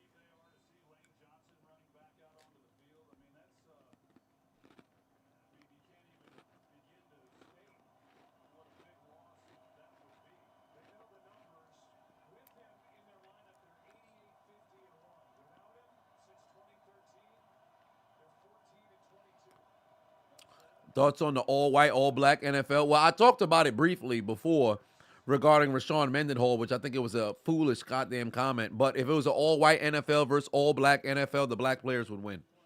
Like right now, the black players would win. It's ridiculous. The black players would win. It's not even – because remember, you got to have one quarterback, right? So who are you gonna line up with each side? And then skill players, linemen. Linemen's really the only real spot where it's like more white than black. Everywhere else around the league, black players is going to fucking dominate there. There's great white players who's in the league. Don't get me wrong. There's great white players who's in the league, but collectively an all-black team against an all-white team, all-pro whites versus all-pro blacks in this, season, all-black team's going to win. And it's not disrespect to the white folk. That's just what it is. I still think it's a dumbass concept to have, but all-black team would win. Because the mulattoes are going to get fucking... No. Now, here's something that I agree with. Mulattoes shouldn't play. I agree. Mulattoes shouldn't play. So your Russell Wilson's disqualified. Your Patrick Mahomes, disqualified. Your Austin Eckler's disqualified. If you a mulatto, you shouldn't be allowed to play in this game. Because I've always said mixed people should be their own race. That's my hot take. I've always said mixed people should be their own race. I don't like how somebody entire half can get fucking eliminated. That shit don't make no sense to me. I don't care what the DNA and all the other stuff. I'll say that till the cows come home. I said that shit since I was a fucking kid. I said that's stupid. So your mom's white, your dad's black, so you're black. Your dad's white, your mom's black, so you're black. Wait a minute. That always bothered me from when I was a kid. That always bothered me when I was a kid. I don't care about the scientific, genetic, all the other, by a lot. I don't care about none of that shit. It always bothered me since I was a kid. But that's neither here nor there. But all white team versus all black team, the all blacks is winning. But mulattoes can't play. Mulattoes can't play. No, whites can't get Mahomes. They can't get Mahomes. Y'all starting Brock Purdy. One drop rule is crazy because you can't deem it racist, but now all of a sudden you want to use it to your benefit, which I always thought was wild. This is why I can't be the face of the community. You can never have me as a Dr. Umar up this motherfucker. Ain't no way. No beige warriors. Slick Shot said, no BS. You was thinking about this today. The whites literally don't have a defense. They don't. You got some D linemen, linebackers, a couple safeties, no cornerbacks. You're going to have a bad time. No, because the thing right now is Burrow's hurt. So I'm thinking of this year. Like, if it's this year, I'm thinking of who's healthy right now, Did I catch Colby getting destroyed? I've seen some highlights here and there. What shade must you be to be classified as black? Oh, no, your parents just got to be, your direct parents would have to be black. That's literally it. But if you, like somebody like Stephen A. Smith, right? Stephen A. Smith's grandmother is white. His grandmother is white. His mother or his father was a mulatto. And then here he is. So it's like one of those things where that's why I never understood it. That's why I've always thought it was dumb with the whole thing. It's like, yo, we're all humans at the end of the day. Don't get me wrong. I recognize I'm not going to be one of them motherfuckers. Oh, I'm colorblind. I don't believe in that shit. I think everybody should see race. But it's foolish to let it define you. I think that's where the fuck we're freaking stupid in this society. What is A.J. Brown doing?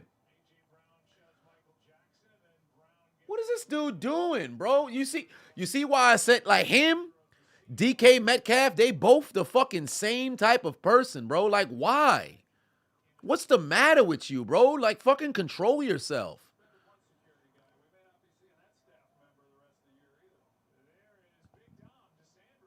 That shit's so dumb. What's wrong with him? These people are freaking unhinged. Oscar for 5 on said black slash Hispanics versus white folks team. White folks are done. I like how you involved the Hispanics in there. Oh, take a look at Kenneth Walker, able to pick up a few more yardage right there. Now, if we had a all black versus all Hispanic, now that'd be a very intriguing team. That's still going to get punched, but that'd be an intriguing team. Vita Vea wouldn't qualify. Like, if we start bending the rules for people to qualify, it's no longer going to be what it was, you know? Wire and Quan put 2 on it, said Taysom Hill would have to play every position. Well, probably. Jasper put 10 on it, said you got Detroit Lions getting that 2 seed in the playoff. Well, here's what's interesting, right? Oh, great run by Walker. Protect the football, protect the football. That man is the little engine that could right now for them boys, man. But here's the thing with Detroit. I think Philly's going to get that 2 seed because although I would love to see Detroit win out, I think Philly's going to get the 2 seed. Now, if Detroit does get that 2 seed, then my original prediction of Detroit and San Francisco in the NFC Championship from the preseason would come true. And I'm really hoping Detroit can get there because I've said since last year, my prediction was Detroit to make the playoffs, but there was 1 game off, and my prediction was Jags to miss by 1 game, and they ended up making it, so it was a flip. But my hope for Detroit is to make the postseason, win 2 postseason games, make it to the NFC Championship, and they lose there. Best case scenario, they go to the Super Bowl because I really, really, really want to see that team do well. But if they get the 2 seed, that makes things interesting. However, them against Philly, I'm a little, them against Dallas, with them Detroit at home, I like it. Because remember what I said, I think Detroit can mess around and get Dallas. I don't know too much about San Francisco. They play San Francisco, ain't no way. But I think they can get Dallas. If they get that 2 seed, I like it. Because Dallas and Philly would have to, whoever got to play each other. Oh, no, actually, yeah, in the divisional round, they got to play each other. Actually, no, they wouldn't. No, they wouldn't. Yeah, in the wild card, they wouldn't. Divisional round, they would because it's the 2 seed or whoever's the lowest, the lowest of the divisional winners, they would have to play against the highest seed in the wild card. So we'll see though. Who's beating San Francisco at the end of the day? Nobody. They're my prediction to win the Super Bowl. Baines Peace put 2 on, said, is a hot dog a sandwich? Great question. Is a hot dog a sandwich? I always say no. I always say no. Because it's a different style of bread. Because what's the difference between a burger and a sandwich? What's the difference between a burger and a sandwich?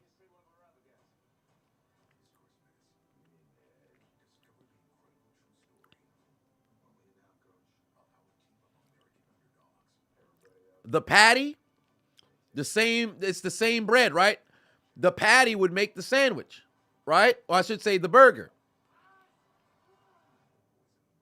So if it's the patty that's supposed to make it the burger, although the beef or whatever the case may be, because think about it, if you have the same sort of, let's say you put prosciutto, this pork, up inside of 2 buns or whatever, it's a sandwich.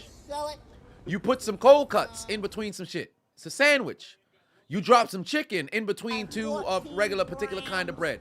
Sandwich. It could change on the basis of the bread and also the contents of what's inside. The hot dog is like that. It's specifically just a hot dog. It's not a sandwich. Is cereal a soup? No. There's cold soups, but cereal's not a soup. Cereal.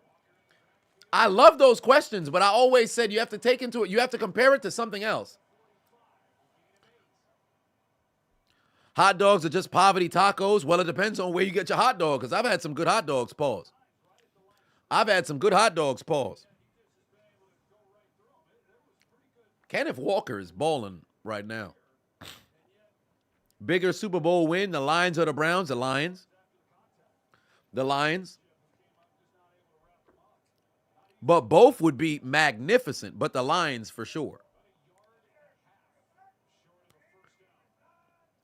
KT Sports said, you appreciate me going live tonight. Hey, man, I'm glad I was able to, because legit, if I didn't, I would forgive myself for not doing so, because I'm fucking exhausted up this motherfucker.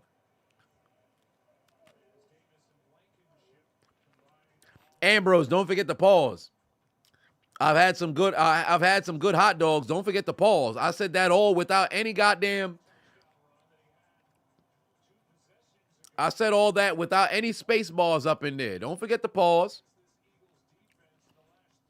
But ladies and gentlemen, just in case you forgot, we are indeed in the final period. Ladies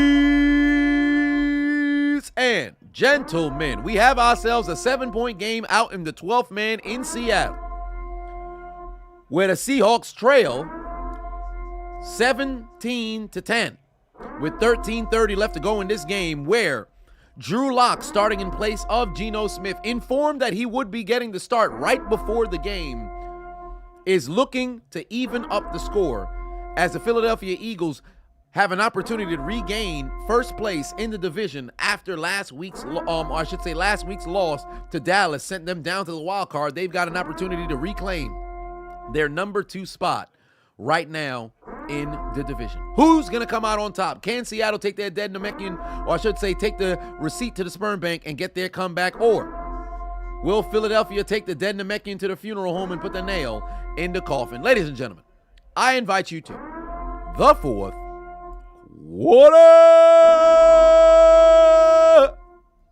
It's time.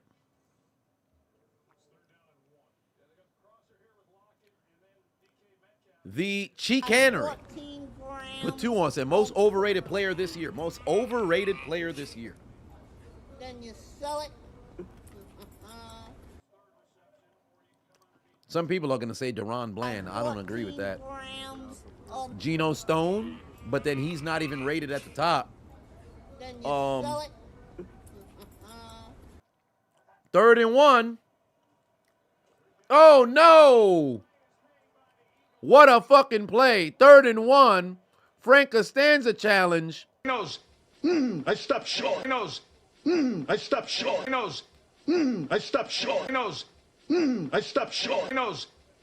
I stopped short. Knows. I stopped short. Knows. I stopped short. Knows. I stopped short. Knows. I stopped short. I stopped short. A big grizzly bear said that UPS almost lost a driver beating down your door at 10 p.m. Oh, nah. Son almost got lit the fuck up. Most overrated player this year. Good Lord. Who hasn't performed well but is still rated high? Who hasn't performed well but is still rated high? Shit. I can't say Mahomes because it's visible. His targets have been fucking him over this season. Like, they legit lost 3 games because of wide receivers alone. So I can't say Mahomes. Overrated.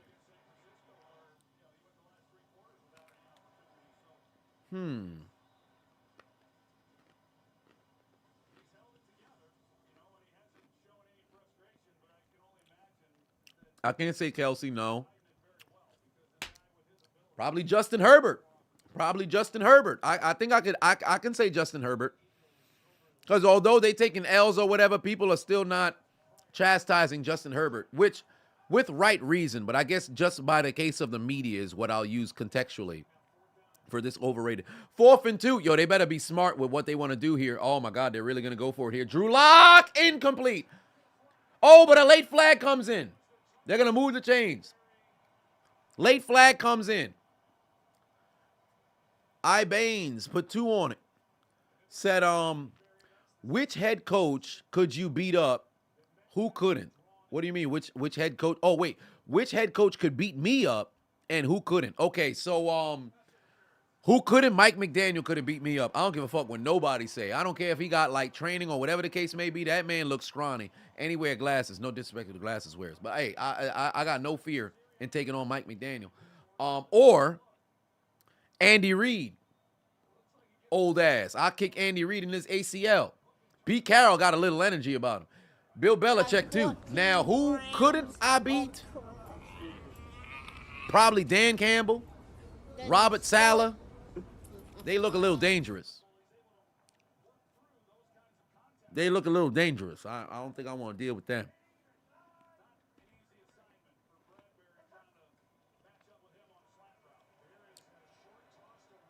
Oh, Walker got a reverse field. You're going to lose a few yards. AJ Guerrero put 15 on and said, would I do a setup tour? What you mean setup tour? What you mean by that? Setup tour. So I'm going around just setting people up? That sounds like if I'd like to do crime. I'll publicly say no. I mean like a stand-up tour, perhaps in the future, but then I don't think I would want to do it like the conventional way. I think I'd rather have it like kind of like the 85 South Shore where you have like a live podcast.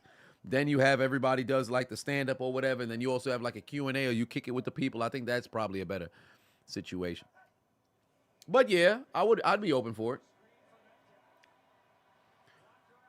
DK Metcalf able to pick up a few yards. Set up 3rd and short right here.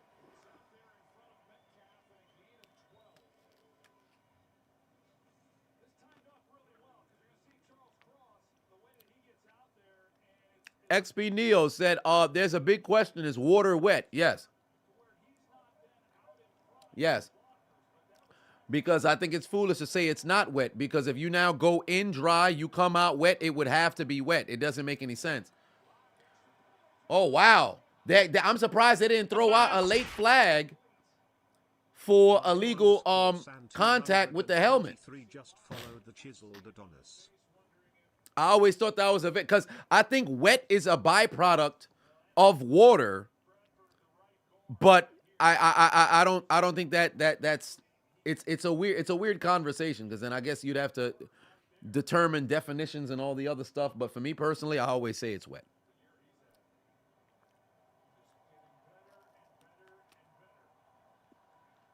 Fourth and 2 again.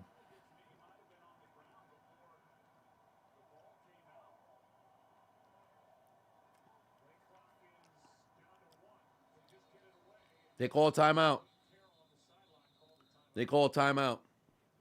If I'm them, I might want to think about this. I'm not going to lie to you. If I'm Seattle, I might want to think about this. Oh, that's a sack. Oh, they shouldn't have called timeout. Damn, Philly might just mess around and challenge. Philly might just go mess around and challenge. They can challenge this. They can challenge this because they didn't run a play. That's a sack. If I'm Philly, I'm throwing the flag.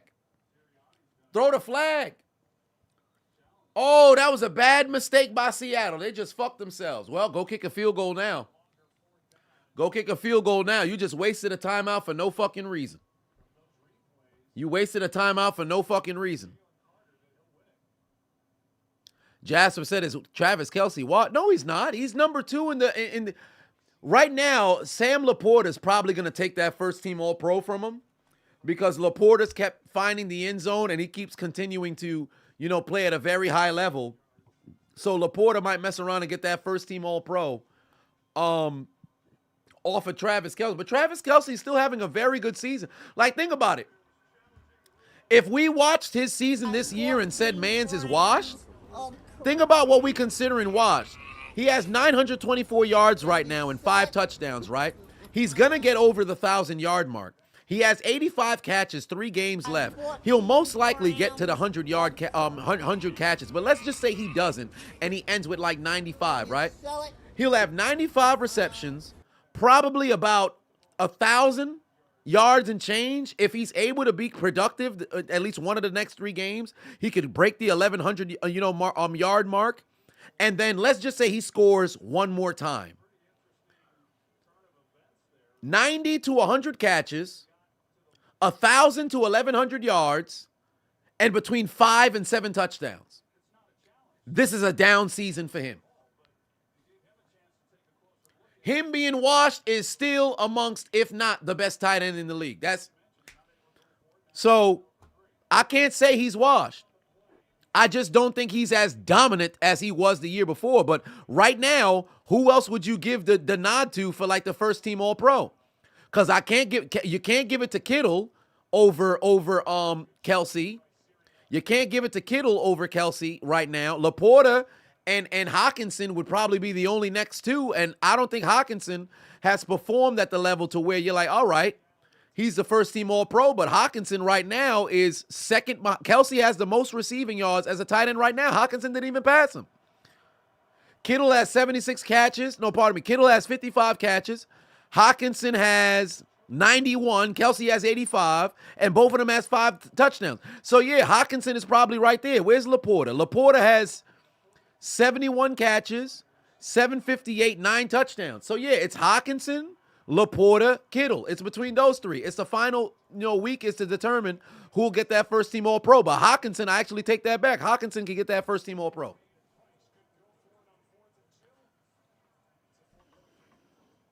Should have never called that timeout, Pete. That was a bad call. Should have just sent out your field goal unit.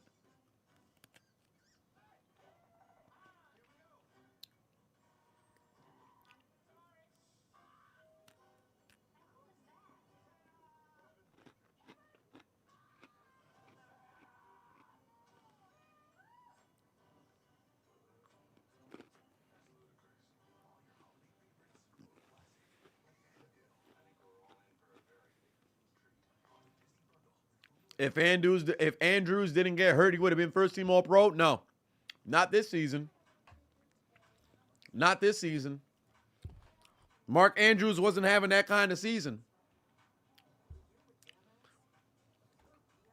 He had a great season a couple of years back when he was a first team All-Pro, but not this year. He wouldn't have passed because Kelsey was already outproducing him before he got hurt. So I can't say that.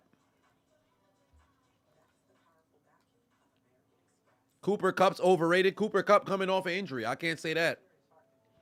Are boneless chicken wings just chicken nuggets in disguise? But it depends, because if I'm not mistaken, boneless wings are the chicken wings is because it's the wings. Right? So boneless chicken, I can't say it's chicken nuggets, because if I'm not mistaken, the chicken nuggets isn't from the section of the wing. Somebody correct me if I'm wrong.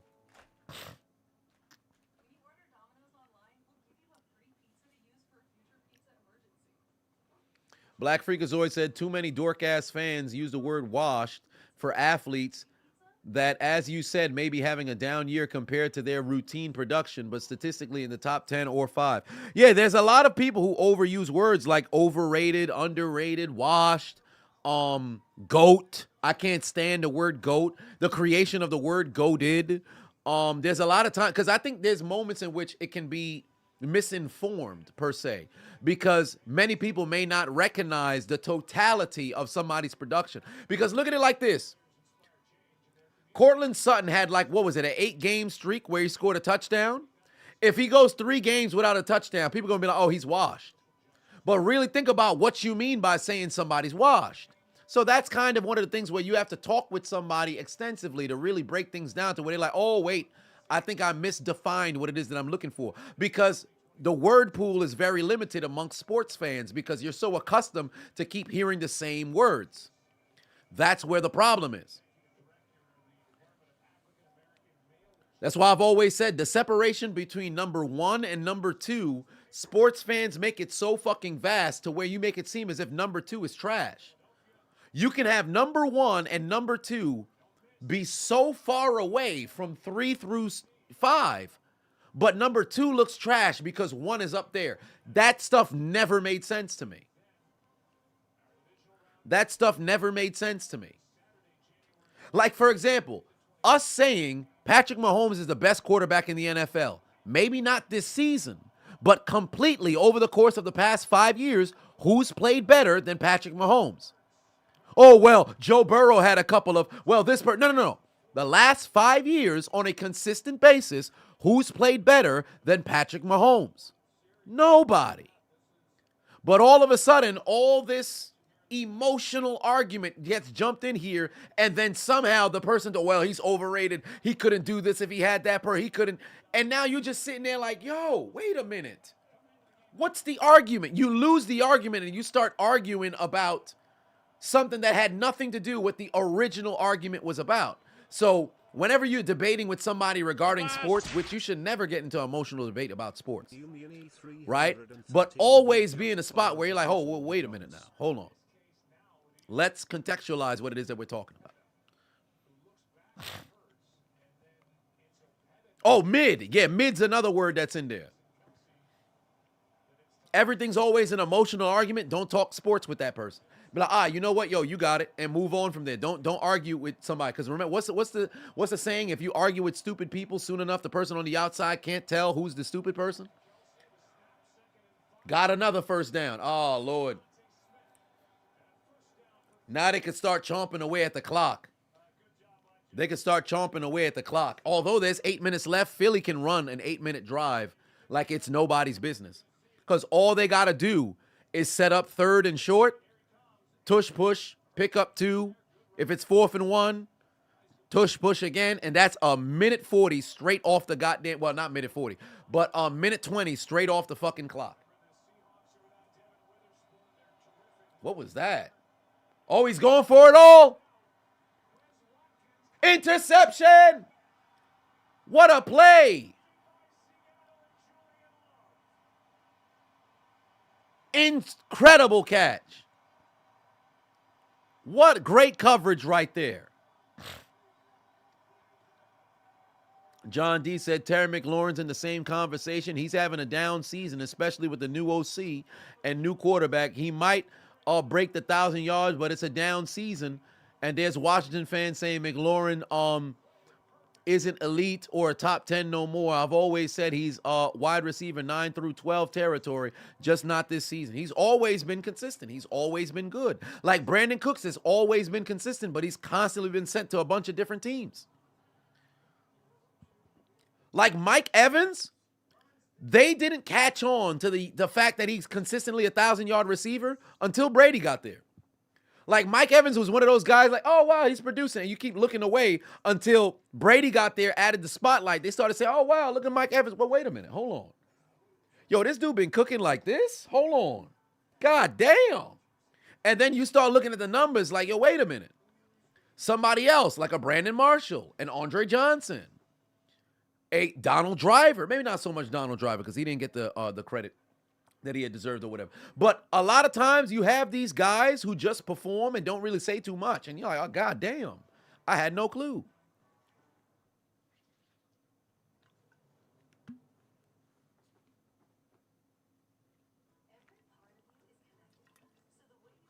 Jalen got picked off. I guess he could say that hurts.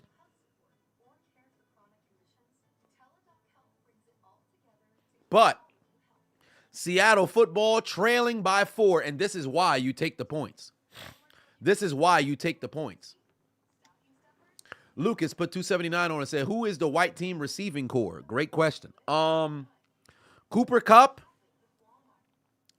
Cooper Kupp is in at wide receiver. Okay, so the receiving core. Your tight end is Travis Kelce. Cooper Kupp. 14 grams of crap. Cooper Kupp. Then you sell it. Huh.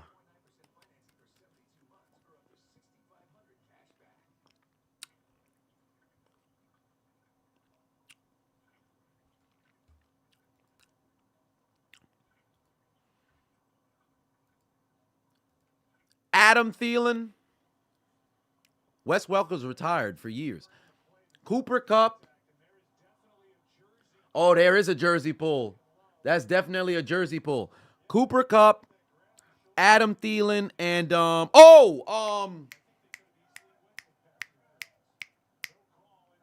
golly. Fuck's that dude? Hunter Renfro. They ain't even using him no more. That's your 4. Kupp, Renfro, Barrios. Oh, no. Ain't Barrios some form of Mexican? What? Ain't he Hispanic? Puka's Samoan or some shit like that. He can't count. It's an all-white team. You can't just start blending people in there. I Asian. I identify with it. Nope. I keep throwing in retired people. That's not how it works.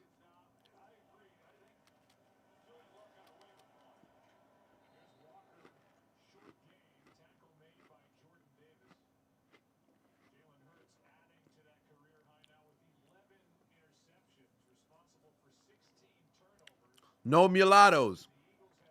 No mixed people. Mixed people are disqualified from playing in this game.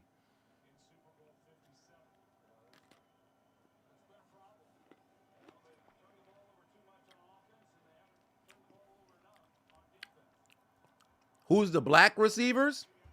Well, get ready for a nightmare. Tyreek Hill, Devontae Adams. Oh, wow. Pass sales incomplete. No flag. Tyreek Hill, Devontae Adams. Just based on this year. Actually, no. Tyreek Hill, CeeDee Lamb, and A.J. Brown. Because this year. It would be it's the Pro Bowl, all pro, white folk versus black folk. That's what Rashad Mendenhall is talking about. Who's the black kicker? Don't need one. Go for 2 every fucking goddamn opportunity. Don't need one. Send out somebody to do the kickoff. I'm confident in the Negro team. Don't even need one. The hell you need one for? We're going to settle for a field goal. Never not. The score is going to be 78-3.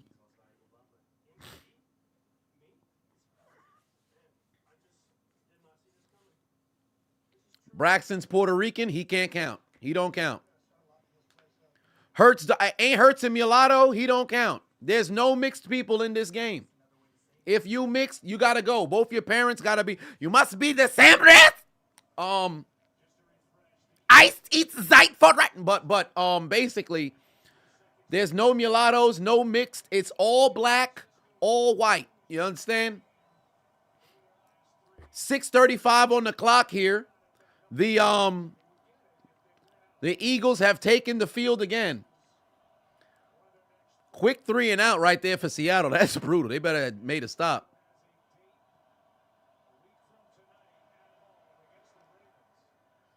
Down. Oh, I hope Gainwell's okay. Get up, Gainwell. Get up, Gainwell. Get up, Gain. Oh, my God. Yo, when that pile collapsed, it did not look very pretty for his legs. I thought his leg bent. I'm glad he's all right. I got a little concerned just now.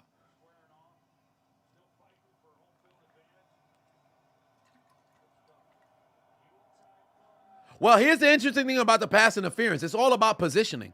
Because of where he was, I understand why the ref ain't see it. We're under 6 minutes now. You got to get off the field, and you can't let them get a 3rd down conversion if it gets that far. 2nd and 7 here. Oh, no. Hurts is going to run. He's got enough for the... Oh, no. Well, it's 3rd and 1. Well, there it is. That's a bad situation. Remember, when you play against the Eagles, you're actually setting up. It's not 1st and 10. It's 1st and 8. Because all they got to do is get to 3rd down on 3rd and 2 or 3rd and 1. Tush push or brotherly shove is almost guaranteed to get you at least 1 yard. You do that shit back-to-back play. Like, it's literally 1st and 8 that you're guarding. It's not 1st and 10. It's 1st and 8.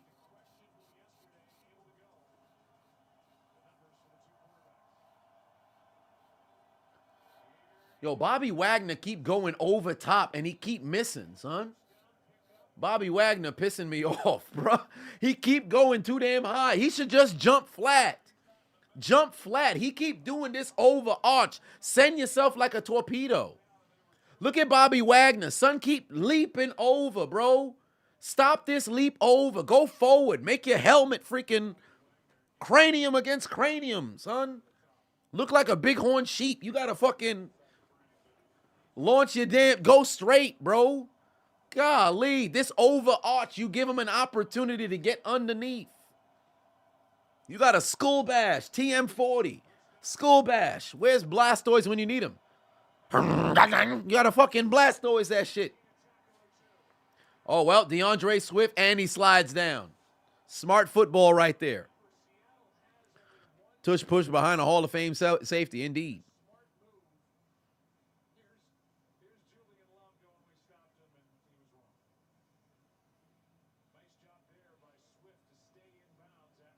Golly, that's brutal. That's brutal. John D said Purdy, Burrow, Josh Allen, Kelsey, Kittle, Kupp, Thielen, Renfro, Taysom Hill, CMC, Juszczyk, and Richard at fullback. Oh, boy, y'all getting cooked. Y'all getting cooked. Some good players. That's why I believe y'all can get some points, but it's some offense, defense. It's going to be a bad situation. Wet peaches. Whoa, wait a minute. What you talking about? Wet peaches. What y'all reference? We're not doing the tush push on 4th and 10. Who the hell gonna do the tush push on 4th and 10? What part of the game is that?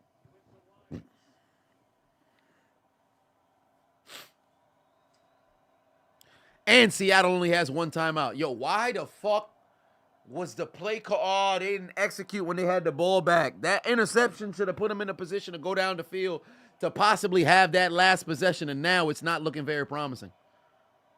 They got to get a stop here. Beautiful. Set up a 3rd and long. Now it is the opportunity. But if you're Pete Carroll, do you want to call that timeout now or wait? You want to hold on to it? Okay, you can hold on to it.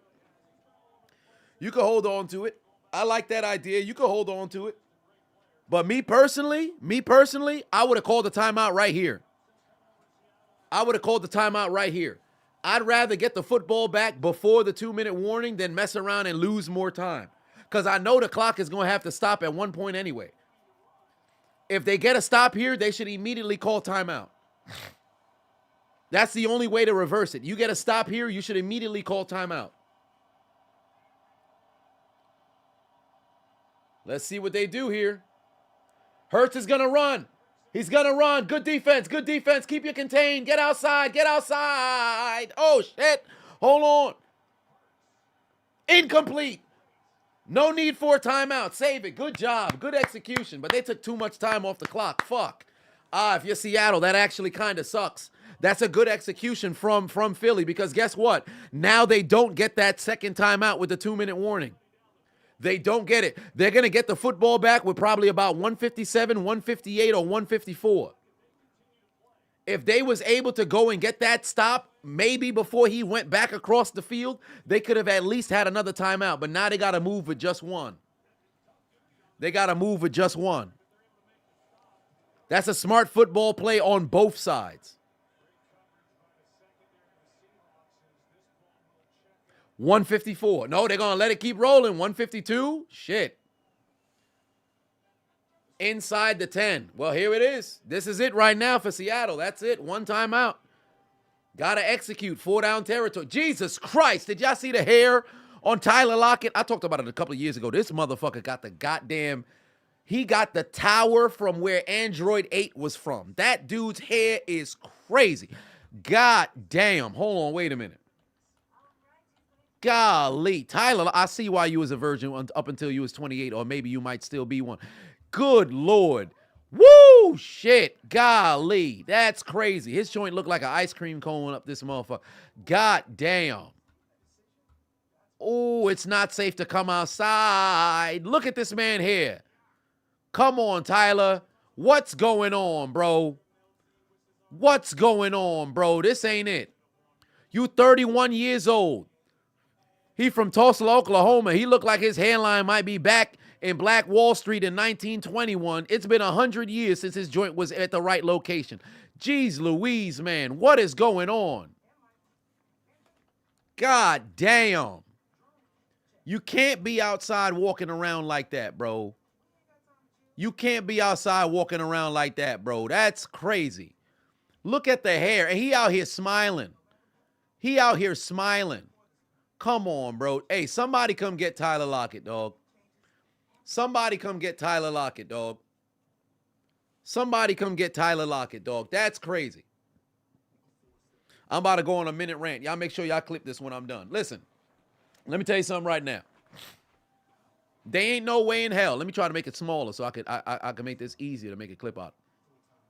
They ain't no way in hell you should be walking outside looking like Tyler Lockett right now, bro. Don't get me wrong. I understand there's male pattern baldness up this motherfucker, but come on, dog. You're 31 years old. Ain't no reason why your hair should look like this. Contact Deion Sanders expeditiously. Get on the phone with Brian Urlacher. Somebody send this man Restore Hair, Bonsley. Get yourself some Beijing. Something, brother. Ain't no reason why you should be walking outside like this. I promise you, if he put a toupee on his head, that son bitch staying in the helmet. This dude saluting from up here.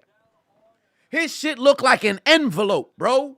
He's got the Millennium Puzzle on the top of his head. There's no reason why you should be walking around like this. You look crazy, bro. You got too much money to have your hairline look like this. Son got the motherfucking Pythagorean theorem up here. It's Rock Nation on the top of his head. That's crazy. Somebody liberate Tyler Lockett from this goddamn hairline, because there's no reason why you should be moving outside like this, brother. That's wild. You should be wearing a hat underneath your helmet. That's crazy. This man look ridiculous. Clip that. That was a dangerous pass. I could do it off the goddamn top of my head. I ain't got to sit over here and have no damn script prepared. I ain't had to do none of that. But seriously, though, somebody help that brother. Somebody help that brother.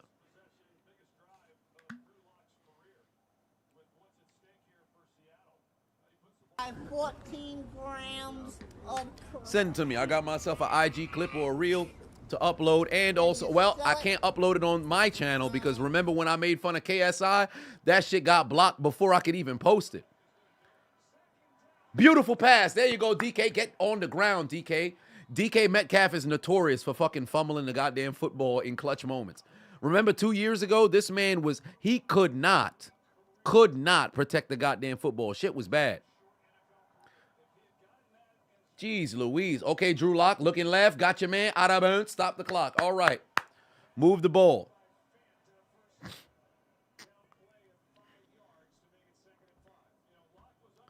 Got his head looking like he went to Los Santos Customs, son. Sean looked ridiculous. Oh, that's a good route. That's a good route. He routed that boy up. Ciara just pulled up, said, you missed the whole damn show. What the hell was you doing? She was watching Miss B Nasty. But Stephen A. Smith's top 5 wrestlers are Hulk Hogan, Goldberg, Ric Flair, Road Warriors. Thoughts? I like it. Road Warriors are definitely amongst the best tag teams. Oh, no, that's a catch. Oh, wait a minute. Review that. That's a catch. That's a catch. Review that. That's a catch.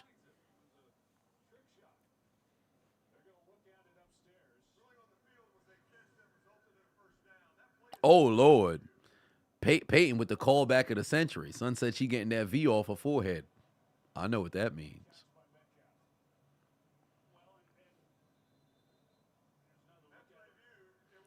But one way or another, that's a huge completion right there. They moving the chains. But yeah, that top 5 wrestlers, I like it.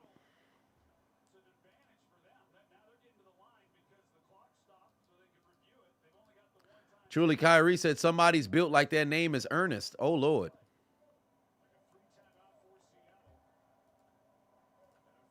That's an elderly man right there. Yeah, it is. It still is. Fuck Hulk Hogan. Release the Negroes. Lift every voice and sing. They're going to be beating the shit out that man. 1 minute left to play exactly, ladies and gentlemen. One timeout remains for Seattle. It'd be foolish to use one now. 2nd and 10 here. Let's see what is going to happen for Drew Lock. Gotta make a play here. You cannot afford to turn the football over. Moreover, you can't afford to put yourself in a situation where You sabotage your squad. Oh, was it batted down or did Tyler Lockett just drop it? What happened? I think Cunningham got his hand on it. Third down. God damn.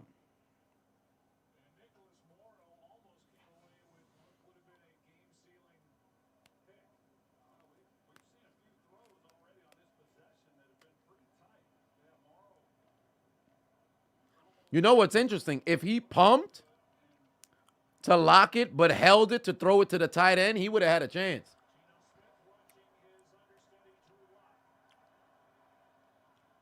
Release the Mandingos. Oh, wait a minute. Hold on. Timeout. What's going on? That's my flashlight. Matter of fact, I'll wait until after the play. Whoa, Lockett's going for it. Oh, what a catch! DK Metcalf is playing football. DK Metcalf is playing football. Holy shit, what a catch. DK Metcalf is playing football, man. Spike the ball so he could release that emotion. Oh, they're not going to spike it. They're not going to spike it. They need every play they can get. All right. Drew Lock's pass, incomplete. What a fucking catch by DK Metcalf. Oh, DK Donkey Kong Metcalf making plays. Are you kidding me? That man is making plays. And what a pass by Drew Lock. Please do not overlook the pass by Drew Lock. That is sensational. That is sensational.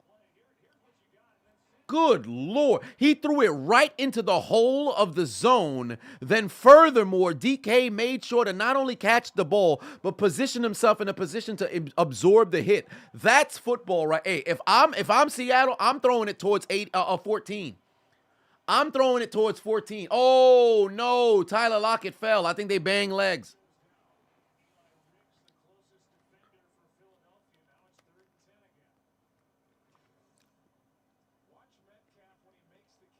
Can you get a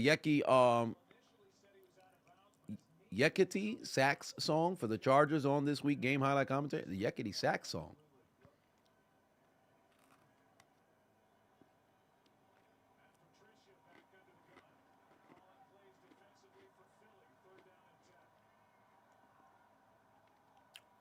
Third and 10 from the 29. Let's see. Oh, he's going for it.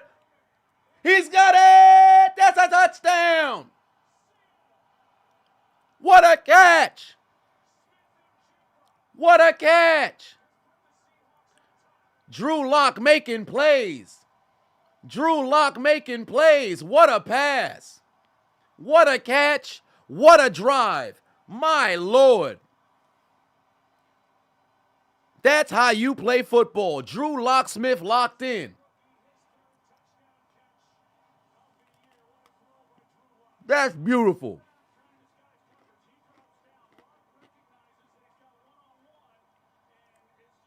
What a catch.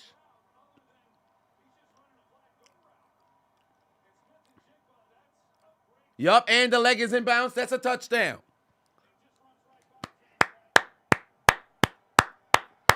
That's beautiful.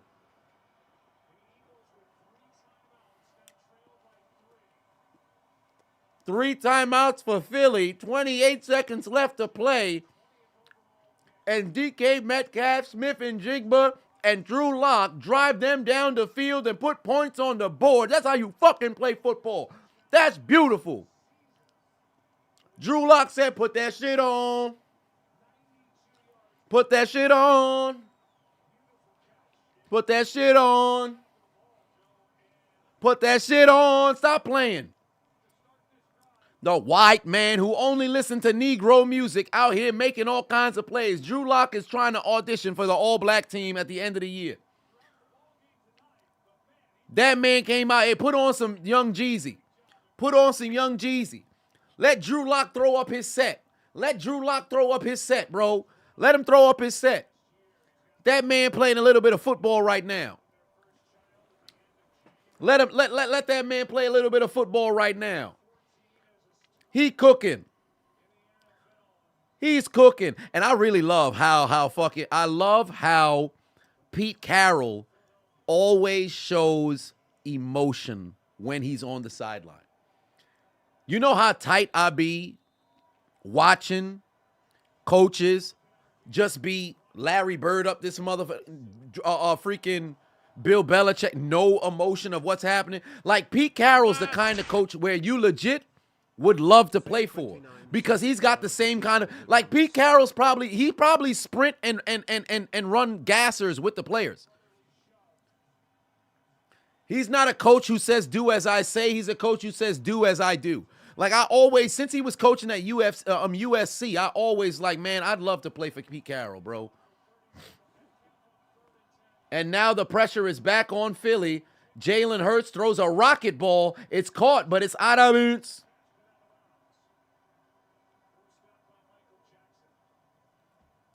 Whoa, Drew Lock, the MVP favorite. All right, slow down now. Couldn't you make an all-Samoan team? I don't think you got enough offensive linemen.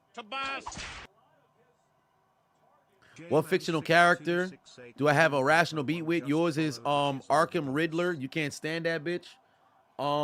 Shit. I'd have to think about that because my mind is kind of in a blender. I'm so focused on the game. What is Hurts gonna do? He's gonna run. Timeout. Oh, wow. He actually just straight up ran straight down. Timeout. Now you got a chance to take a couple of shots here. Gerald put 2 on, said, get ready for OT. Elliott has a leg. Yeah, he got a leg, but does he have a leg in the rain? He got to make a 61-yarder. I think that's his range. But it's also raining at the same time.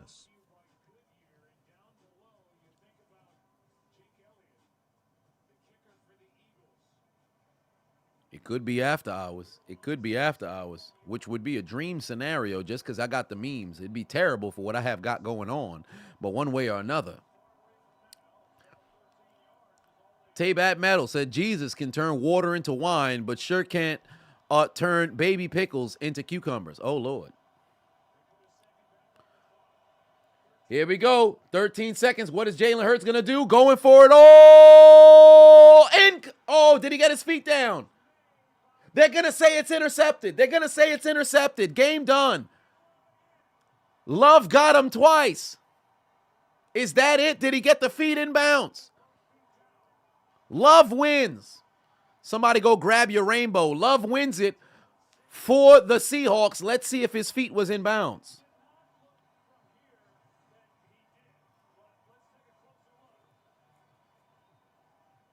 Left, right, got it. Oh my God, fucking Witherspoon might have saved. If he didn't bump, no, Brown saved him. If he did not bump into Brown, he wouldn't have been in bounds. If he never bumped into Brown, he wouldn't have made it. Oh, wow. Brown don't even realize he made the play. If Brown wasn't there, Love doesn't stay in bounds. Incredible. The 2 Browns were going at battle, but then Love won. Incredible. Incredible. No. It's not A.J. Brown. It's the Seattle's Brown.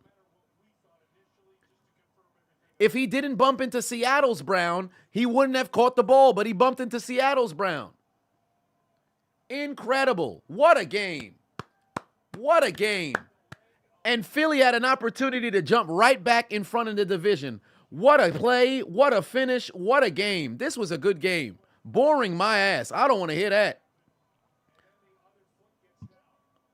Incredible. If he never bumped into Brown, it doesn't happen. Look, once he bumps into Brown, that left leg momentum that would have went out of bounds is pushed back. The toe bounces off the ground. That's an interception. How haven't the commentators mentioned the fact that because he bumped into Brown leads to the foot being down? Oh, no, that angle is a little different. Oh, we got a Santonio Holmes situation. That angle's a little different. Oh, no. No, this side angle isn't it. The side angle makes it look like that left foot touches down. You have to look from the behind angle. Oh, shit, he might not be down. He might not be down. Hold on, wait a minute. He might not be down because it has to be clear and obvious. Oh, they said it's a catch. Well, there it is. Game done. They said it's a catch. Game done. 4-game losing streak is destroyed. Damn, Jalen Hurts looked like he ready to cry.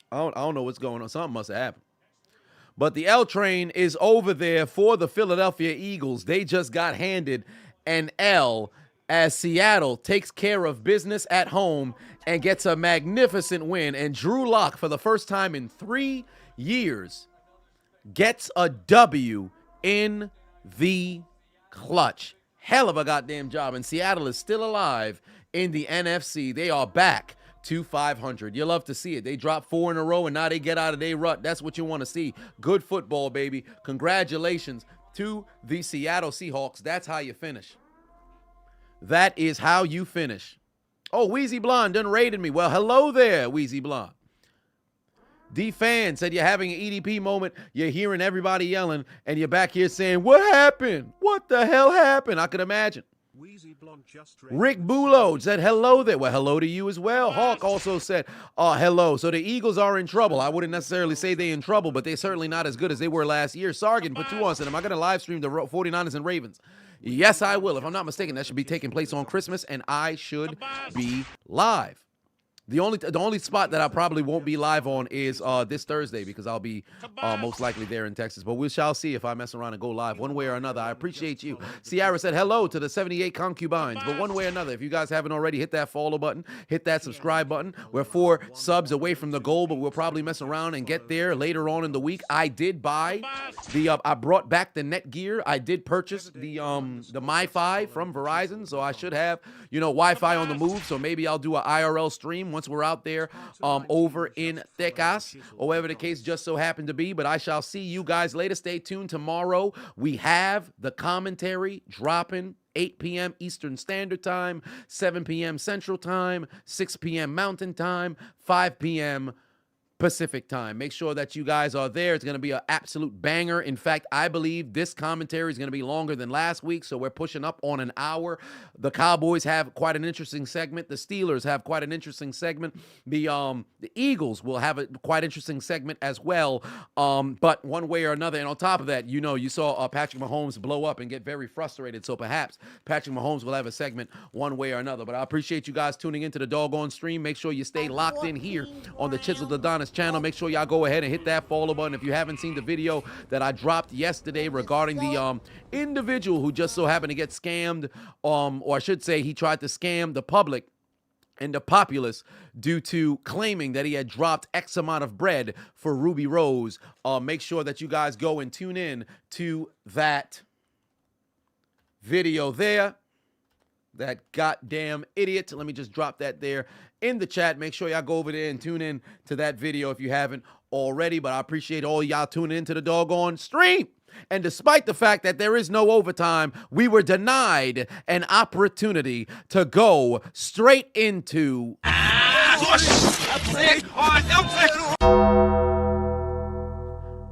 I said we were denied an opportunity to go into. And I heard you had a concussion. How about another?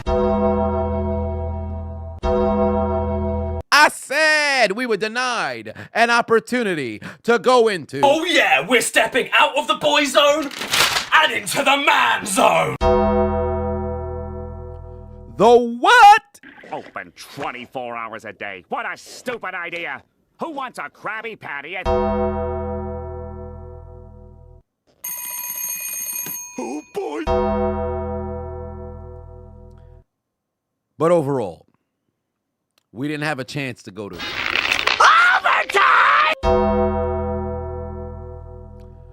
I appreciate y'all tuning into the goddamn stream. Y'all have yourselves a good night. Eddie, take us. Santos Escobar. The fuck is he doing here? All right, where's Eddie? Eddie, take us. Santos Escobar. Dude, what's going on, bro? Like, why is this motherfucker up in Santos Escobar. Hey, man, what's happening? Yo, get this Mexican out. What's going on? Why does he keep infiltrating? We trying to end the stream. This motherfucker over here getting involved, bro. Somebody eliminate him. Where's Austin when you need him, bro? Take that motherfucker straight to Suplex City, bitch. Get him out of here. What's the matter with him? Ridiculous. I hope he gets beat up until he got diarrhea. But one way or another, ladies and gentlemen, y'all have yourselves a good night. Eddie, take us out. I will see you guys later in the week. Good night. Suck my dick. Bye-bye.